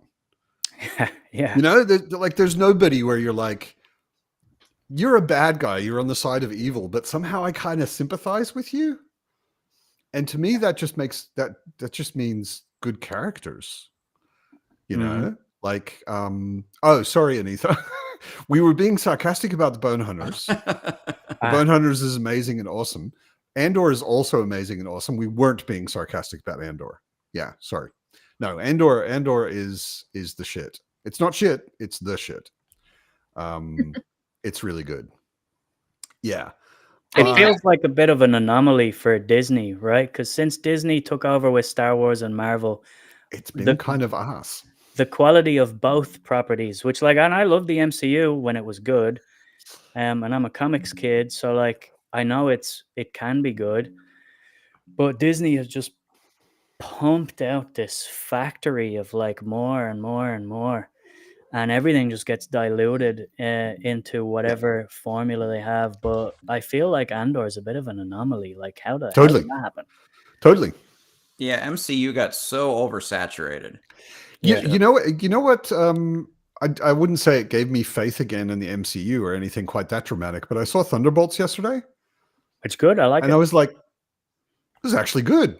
Yeah, Kyle was talking about that on the Discord. It's actually pretty damn good. Yeah, well, I think they're at a point now where they've hit rock bottom and nobody cares anymore, that now they can get a little bit creative again.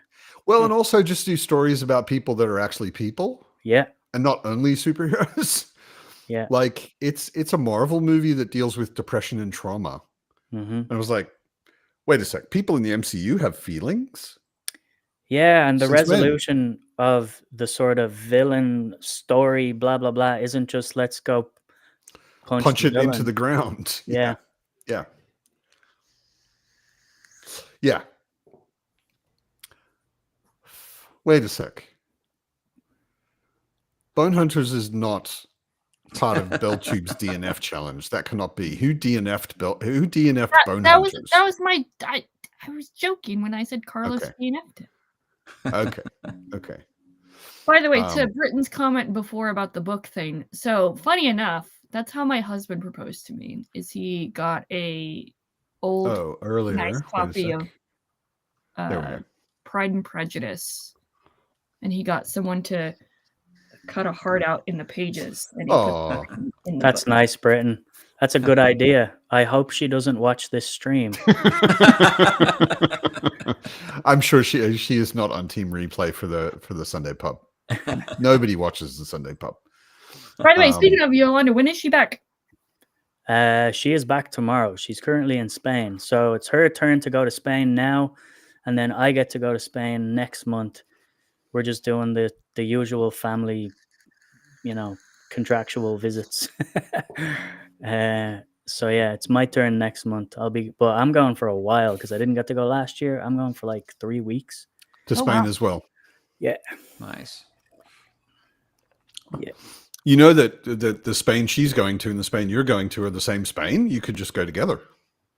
This is true, yeah. But so she is from the opposite end of Spain. I am from the northwest tip corner. Yeah, she is from the south. And also somebody needs to watch the cats. I was just saying I'm very glad I'm going out of town in 2 weeks just for the weekend, but like Friday afternoon until Monday afternoon. And I am so glad I convinced my neighbors to keep Fitz company and feed her and all of that stuff. Cool. Yeah. Yeah, Brian, you're going to love Bone Hunters. Bone Hunters is, despite Carlos and my sarcasm earlier, Bone Hunters absolutely rocks. It's a fantastic book, yeah. It's maybe my favorite of the 10. Wow. So it's not my favorite of the first 6 so far, but, What would be your favorite of the first 6 so far? My lizard brain says Memories of Ice, and or my gorilla brain says Memories of Ice. But so just pure enjoyment. But I mean, I also think Memories of Ice has so much thematic depth to it, and all the characters, representing whatever themes he's looking at. In my mind, specifically like motherhood and parenthood and all that stuff. Yeah, I think that's an incredible book, but also it's a perfect balance of all of the fantasy coolness plus sort of situational awareness. It's a good balance of it. Like, where you are. Right. And however, my analytical brain and also enjoyment would be Midnight Tides. Yeah. Midnight Because- Tides is pretty kick-ass. It's just so, it's also like, I'm a theater kid. I went to theater school for 5 years. It felt like such a Shakespeare play. And even just like the last, scene taking place in a throne room with a load of brothers and Yeah. all backstabbing going on. And it's like, this is just Comic marvel- relief on the side, and Yeah. yeah. Yeah. Yeah. No, that's true. Yeah. Midnight Tides is I've read it. I've read the first 8 twice now. And after that, I think much more highly of Midnight Tides. The first time I read Midnight Tides, I spent the first third of the book wanting to punch Steven Erikson. I was just so annoyed and frustrated. Had a whole new cast of I characters. was like, do we have to go to a new place that we've never been before with no character I've ever seen before? In book number what? So You know, I it's just think that if somebody doesn't like Gardens or Deadhouse Gates, I would maybe suggest that you just forget everything and try Midnight Tides and see how you get on, because it's so Maybe. contained. It's very different from Gardens of the Moon, that's for sure. Yeah. It's a very, very different kind of book. It's very different structure. Like you said, it's very contained. I feel like That's true. Carlos, that is directed specifically towards me. You may have given me the inspiration to say it, yes. If theoretically there were anyone, I don't know, like on screen at the moment who didn't, Who is a Simon Jimenez fanboy. If their but name didn't rhymes with like- Stevie, and yeah, maybe, I don't know, if they had a gray cat, a black dog, that kind of person, theoretically. Theoretically. Yeah. I mean, yes, I can see your point. Theoretically. But I think from there it's kind of hard to then get into the whole rest of it. series, you know. Because then, you're going to be thrown in with all sorts of characters who have a bunch of backstory you've never read, and that kind of thing. But yeah, Midnight Tides, especially on reading it a second time, I was like, oh damn, I kind of forgot this is actually really remarkably good. Yeah. Josh, did you ever continue? Derry. Oh, Derry. Hi, Derry. Hey, Derry. I'm reading Midnight Tides in July. Derry, Nice. Yeah. can you hear us? I can. Okay, you looked like you couldn't. I know. For a second there, I couldn't. Okay. I lost connection. Hello. The storm is wild. Good morning. How is everybody? Splendid. Better now that you're here, dearie.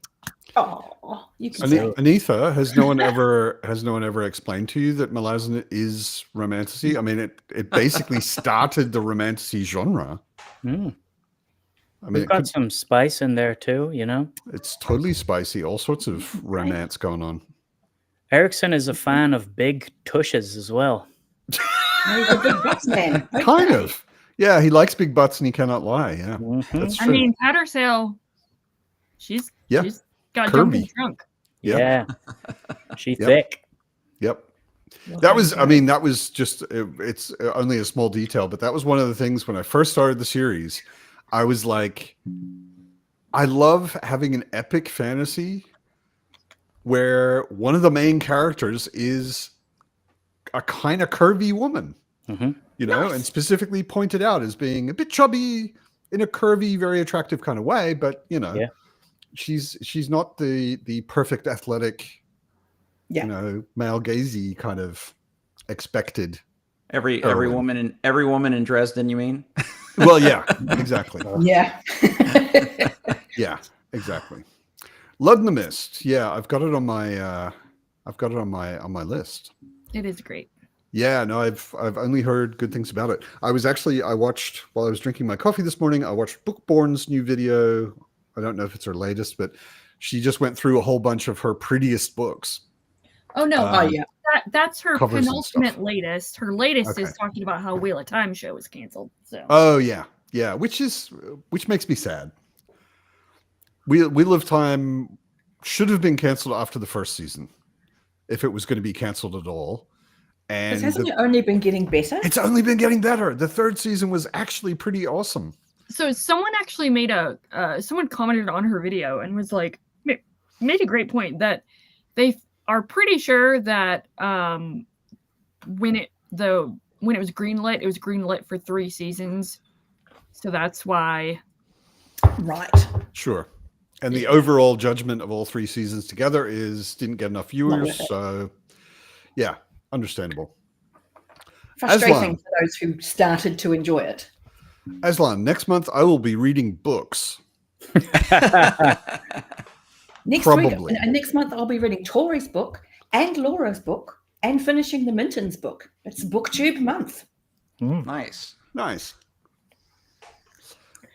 I definitely will be reading Bee Speaker, right, Matt? I will. That is one small amount of planning I will allow into my TBR. Is the 3rd book of a really awesome trilogy is coming out in 3 weeks, and I will read it as soon as I get it. He will write more. Yeah, I mean, he has said to me he has really enjoyed the Dogs of War series, and I think from everything he's talked about in the past, it sounds very sales dependent. You know, like if his publisher says, "Yeah, you sold enough Dogs of War trilogy that it could be a quad," or you know, You can keep going. yeah, write another one. You know, Since Anitha's not here, this is obligatory Anitha mouthpiece. Everyone go buy Guns of the Dawn, so we can get Guns of the Dawn to Electric Boogaloo. Okay, thank you. yeah, I think it's pretty far away from. It sounded like it was disappointingly far away from having sold enough to get more. Okay, then everyone buy 2 to 3 copies. Gift everyone you know with Guns of the Dawn. Listen, I did it with Spear Cuts Through Water, and look at That's the true. princess there. I'm That's just true. saying. So when are we getting That's Spear Cuts good. Through More Water to Electric Boogaloo? I have no idea. All right. I've been stalking like publishing websites to see when there's any sort of announcement. So I'm sure. Have we had any announcement about the new Hobb books? No, not 'Cause she- yet. Yeah, because she mentioned that at Just I guess, mentioned, the Dragon but- Steel. Yeah. Yes, it's with. When did I last see it? She posted something on Facebook. I'm pretty sure it's in the editing process and that she's finished writing Okay. the entity. But but don't quote me on that because it was a while ago. Ida, I'm pretty sure you will be crying alone. crying tears of joy. Yeah. That's I another one. wanted Same to thing with love that so Wheel much. of Time. I watched one season, was like, I don't really feel the need to. It really did get a lot better. Yeah. It really did get a lot better. Season 3 was so much better than season 1. Yes, Marianne, more Hobb. She has announced that she is writing something. And in the realm of the And Elderlings world. Realm of the Elderlings, more Realm of the Elderlings, yeah. So exciting. Very curious to read it, but it sounds like it might take a little while. It was a pretty early, vague announcement. Yeah. Yeah. No real. Plus, I don't think it's a huge details. priority for publishers being book potentially, 18, 17 or 18 in a series. 17, 18, maybe 19, whatever. Yeah. It's not the newest hot thing. So, No. Although, I mean, it is, I would think, I would hope, well, I mean, it's kind of obvious that publishers are perfectly happy with Realm of the Elderlings because it's been constantly in print since every book was published.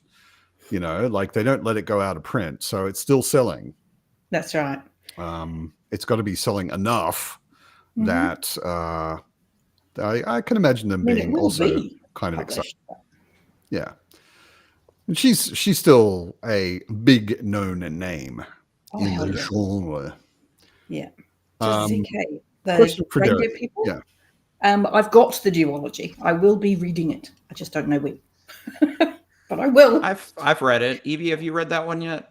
I have not. Remember when it's- we were gonna read Yeah. the Megan Lindholm Yeah. books together, and then I Yeah. failed you on that too?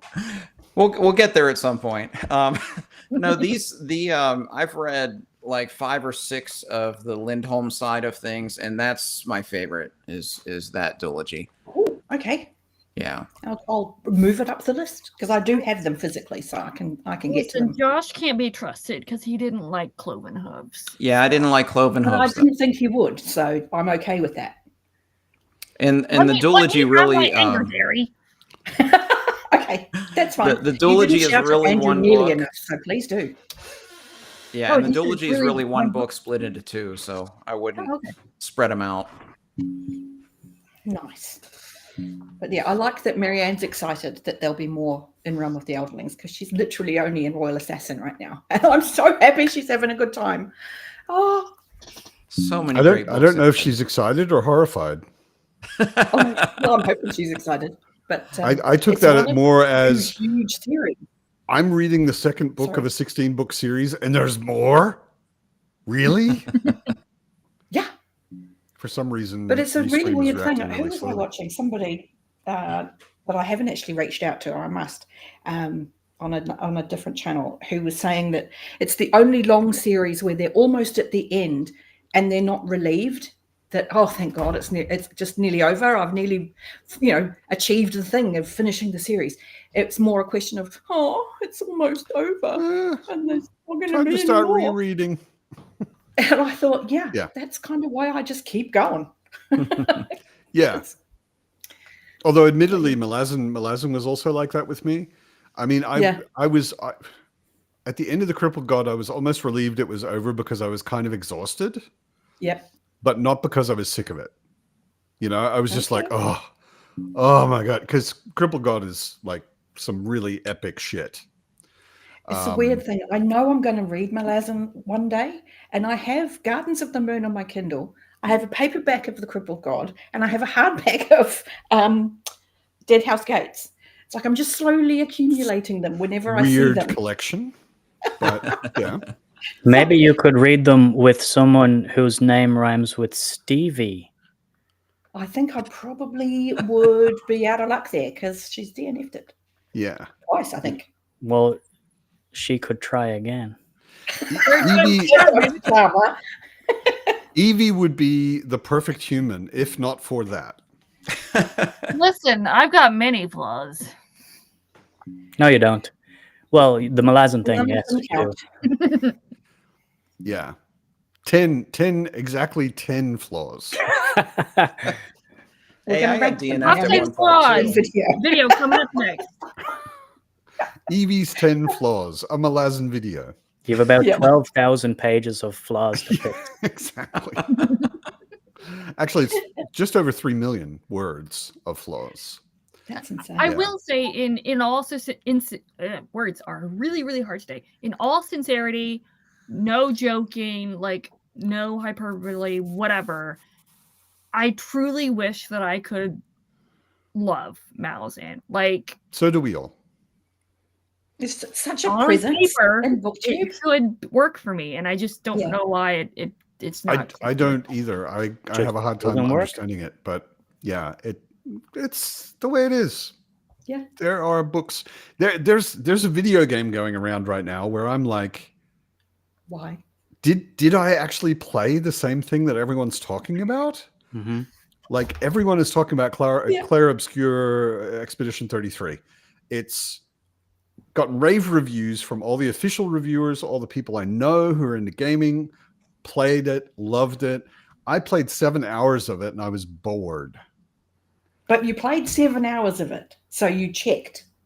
Yeah, it's not that I didn't play it. And I'll probably go back to it and try and continue. Maybe there is something that hits me at some point where I'm like, oh, actually, this is pretty good.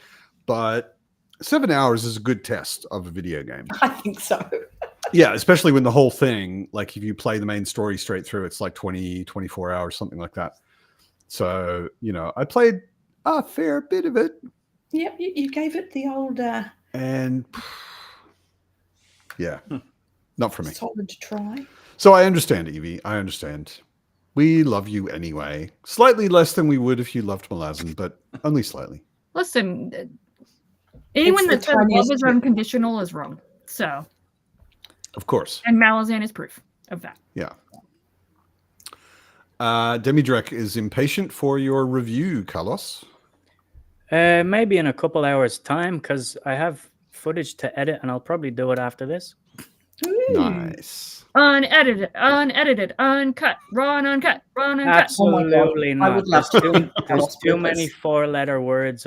There's a part where I spilled some water all over the table.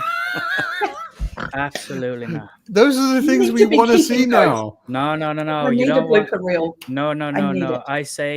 I say the C word quite a lot. That's okay. Oh, You make that it C one. private. word. Nice. You make All it private, right. and only we hear it. I was Bookshoot. gonna say I'm Australian. I can take it. Can you Yeah, do only an unlisted the version? American. Yeah, only the American viewers will get mad. Yeah. Yeah. But Carlos, there's I'm a just lot of them. saying, They're very this, loud. This would be perfect, like blooper reel Patreon membership content. Just saying. Yeah. People keep asking about that. I'm not arsed. I don't care. We're trying to give you Well, money, send all this Carlos. stuff I can't see. Because Carlos poor doesn't person. want your money if it means more work. I like the idea of this, this coffee thing where like people say, "Oh, you want to leave us a tip or whatever." I like that because then there's Yeah. no, there's no people don't strings require attached. more No shit from me. expectations. Yeah, Give me money without me doing anything yeah, basically. extra. Yeah, give me Yeah. money for stuff I already did. Don't make Yeah, me because I promise mean, to it's do it's something all extra. about it's all about the stuff we're doing anyway. Like Patreon, I feel like it's more like. I'm okay with like reading and then making a silly video where I just talk nonsense, and then it's a quick edit because like I don't do any fancy fluff. But then if you do a Patreon, people expect more fancy fluff, and I'm not a fancy fluff person. Although, like we were saying, I would accept if I was a person who had money and would join your Patreon, which unfortunately I'm not. I would accept bloopers. That's As the extra. okay. As the only, I could do that. Plenty of that. I'm sure your bloopers would be pretty entertaining. Just quickly, Yeah. Ida, yes, the C word is codswallop. Exactly. God's wallop. That's very Bristol. That's a isn't great it? word, actually. It is. Collywobbles is another one I like. Oh yeah. Yeah. Balderdash. I like Balderdash. Balderdash. That's a The good B one. word, balderdash. Discombobulated. That's a good one. Yep. Yeah. I quite often use old Never read expressions. Feist. Well, Josh can talk to you about that. I did book one of Rift War, which means you can read the Empire trilogy by Wirtz and Feist. Yeah, the Rift War. I'm 4 series in, and Yeah. I'm still enjoying it. So Yeah. yeah, I think it's great. I think it's underrated 80s I think fantasy. I talked about there. Yeah, I think it unfairly gets lumped in with like Terry Brooks and some others. I think he Yeah. was doing some other things. It's not on the tier with Much like more Cobb original and than Terry Erickson Brooks. and things like that. But I think they're solid. I enjoy them. I enjoyed Rift War Saga. The Empire trilogy is amazing. And then even the Krondor Sons Duology and the Serpent War Saga, I had a good time with those too. So I'm definitely a fan. Yeah, and I it's read solid. them. I read them when I was I read them last century. Yes. When I was a teenager.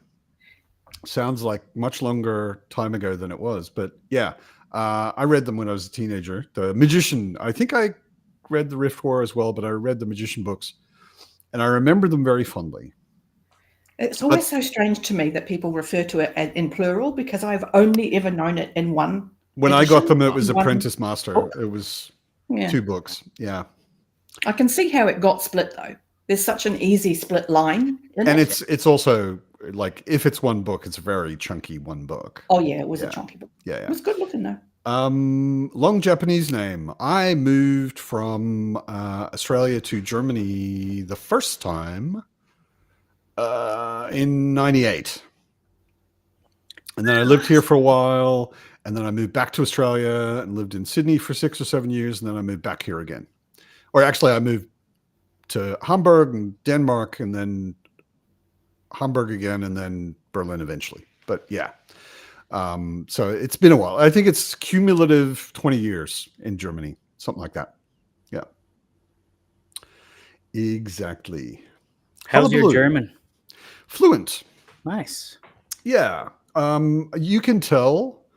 I mean, it's not like accentless perfect or anything, but my high point of speaking German in Germany was I was at a party. I was drunk. I was talking to a drunk German woman, and she asked me if I was from Hamburg.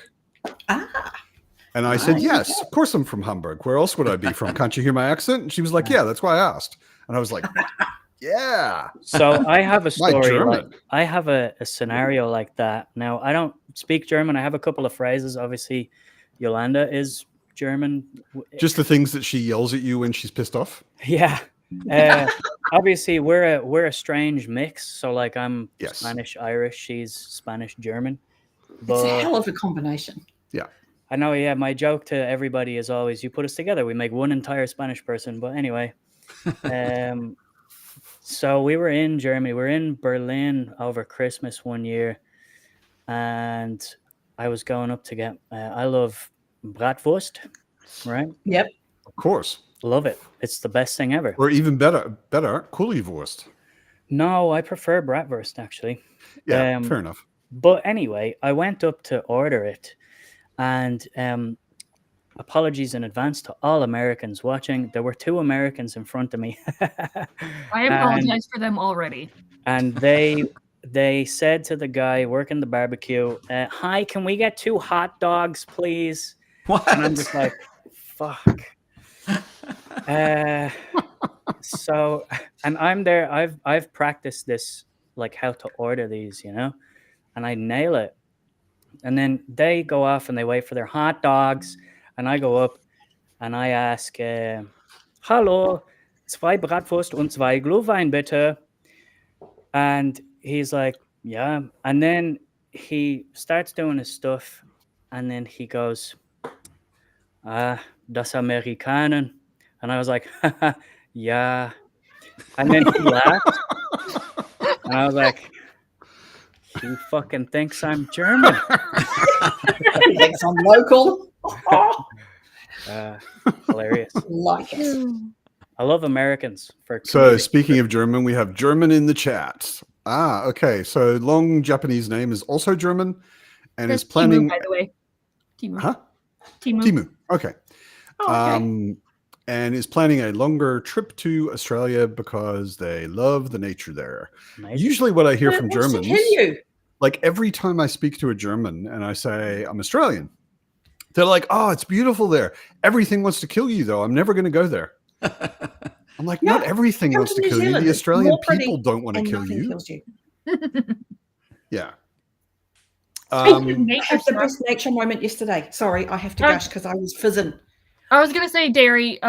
Speaking of nature stuff, have you been graced by any more birds?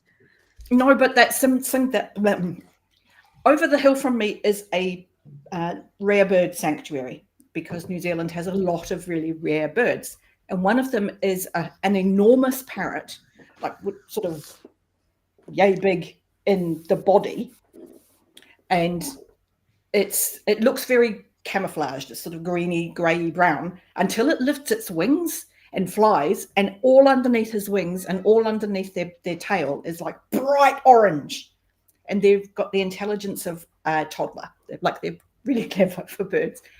And this one kaka came and sat just outside my window, and I was like, oh, hello. And I'm talking to him through the window, and he's looking and he's listening. And I said, I wish I was allowed to give you something because I've got an apple over there. And the minute I said apple, he bobbed his head and his beak went wide open. I was like, hey, do you want some apple? Bobbing his head. And I was like, oh my God. Okay. So I went and I got a slice of apple And I came back, and he's watching me through the windows. And I came back here and I said, no, I'm going to open the door. So if you freak out and fly away, that's fine, but I'll just wait for you. And I'm just talking as I'm opening the door so he doesn't get startled and fly away. And he sort of turned to face me, and his wings came out a little bit. And I said, did you want this piece of apple? And I sort of expected him to back off so I could put the apple on the railing. And he just leaned forward and took it from my hand. And I was like, oh my God, this incredibly rare bird just took that from my hand.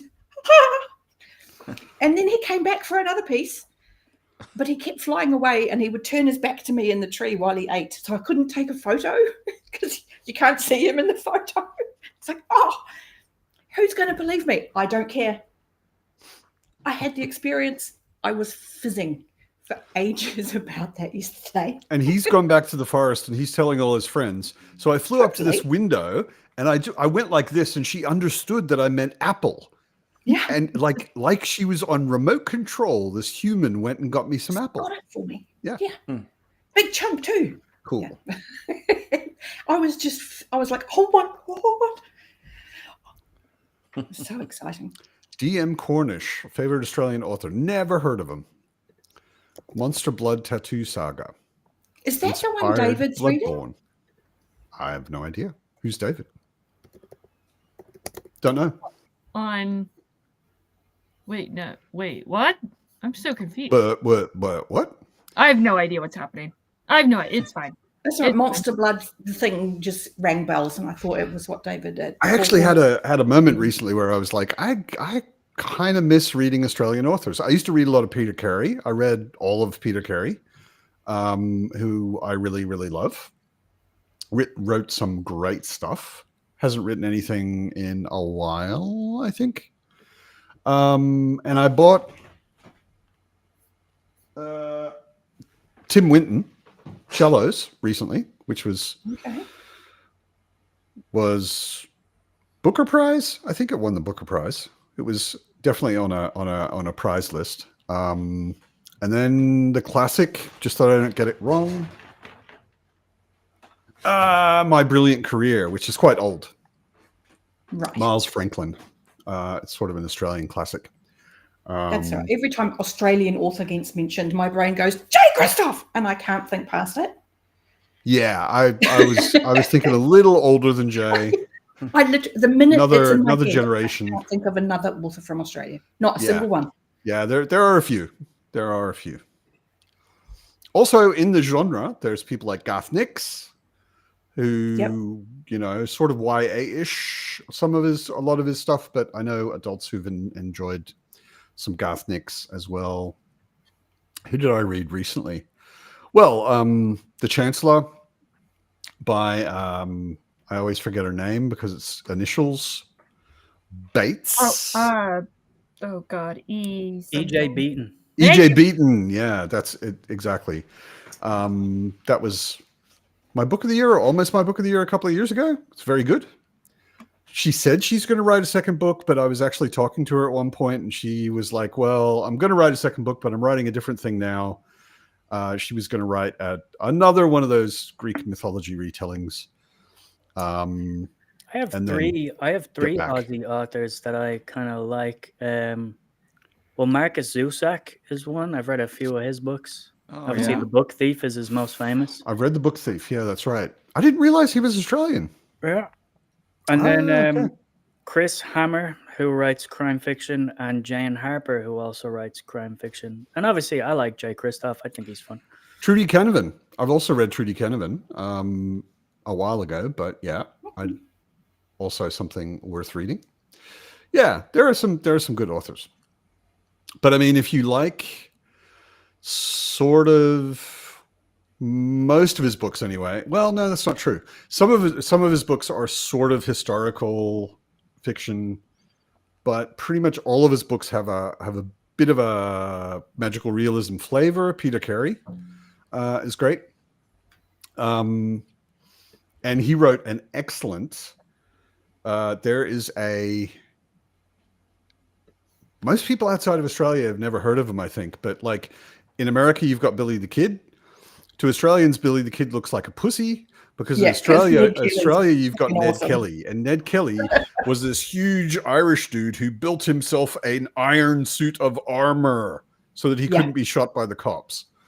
And He was literally a legend. he was just this massive legend. And Peter Carey wrote the true history of the Kelly gang, which gives you a lot of sort of He was real. background. Yeah, he was Ned Kelly was totally a real guy, and there was a Kelly gang. It was him and his brothers mostly, and they were Irish immigrants. poor Irish poor Irishmen who were being persecuted, Yep. oppressed, like a lot of Irish were in Australia. It wasn't a very pleasant place to be back then, unless you were a rich Britishman. Plenty of experience with that, yeah. Yeah. Such a shock. British at it again. Yeah, and the true history of the Kelly gang is a very, very good historical novel. It's one of those where you read it and you're like, if I wrote this as fiction, no one would believe it. You know, it's just so wild that this happened. Yeah, I've actually been to the town where they caught him, hung him, and where his armor is in, like his actual armor is in a museum. And you look at it and you're like, he must have been a really big dude, because how could you walk wearing that? It's like apparently it's like thick plate iron armor. It's amazing. Did you know that also it is now illegal in Australia to name your child Ned Kelly? I'm not surprised. Mm-hmm. It's illegal. I mean, he wasn't Hitler or something. I mean, apparently I was going to make that joke. But apparently there is a list of names that it's on the names list. Like, who's enforcing the law? Who knows? But I think it's when it you just won't be accepted when you register your baby with the name. Yeah. They're like, nope, you have to pick something else. There is a list. Australia has a list. And Ned Kelly is on it. I didn't realize Australia, I mean, Germany, for very understandable reasons, also has a list. And there are the names you would expect to be banned are banned in Germany. But Germany is also really, really strict about renaming. Like in America, you can kind of rename your kid anything and it gets judged once you suggest it. Yeah. I don't think there is a list.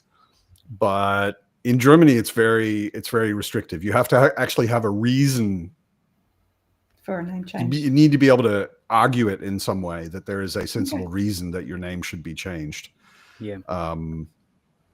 And I didn't realize that there was a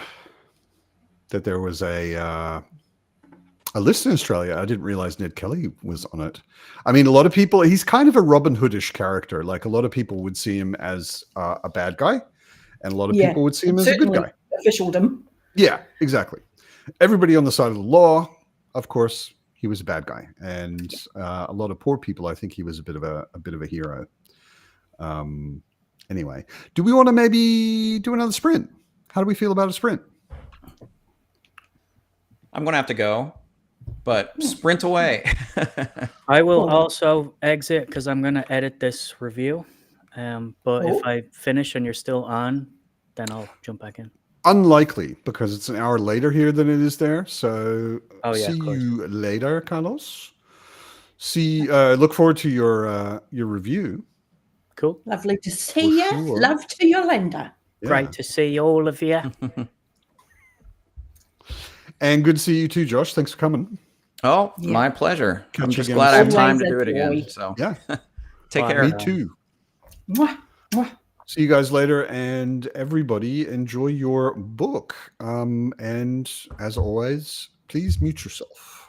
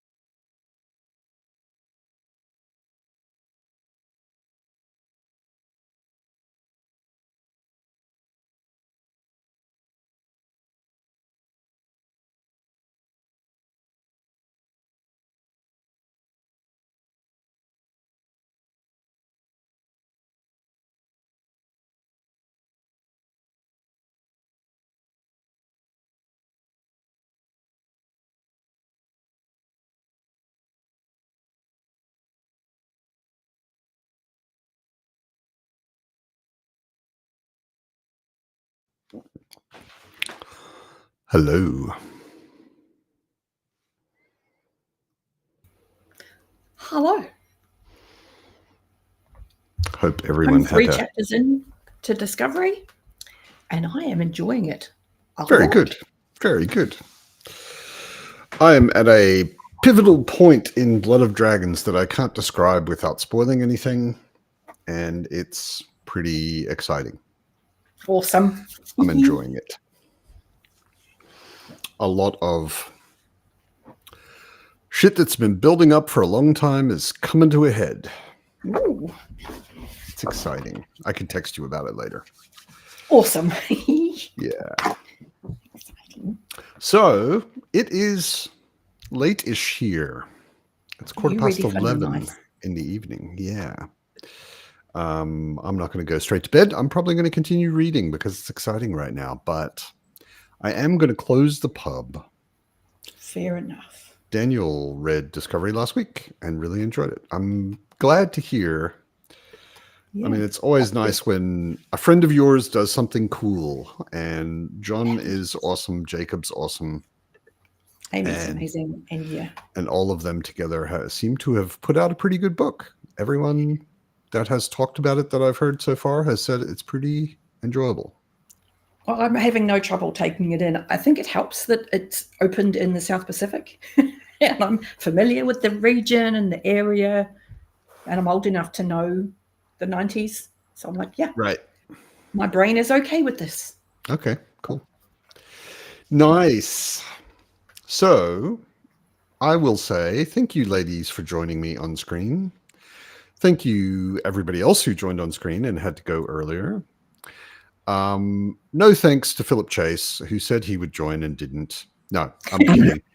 He did say he would probably stop by for a bit, but he also said he's recovering from bronchitis. So I can imagine that he's exhausted, maybe fell asleep, didn't feel like it anymore, and that's totally understandable. Absolutely. He'll join a later pub at some point, I'm sure. Fingers But crossed. and everybody, He's as still always, accepting the link. So yeah, exactly. Everybody, as always, who joined in the chat, thank you very much. Good to see you all. There will be a pub next week. There will not be a pub the week after that. okay. So I will see you all next Sunday. Enjoy your week. Enjoy your reading until then.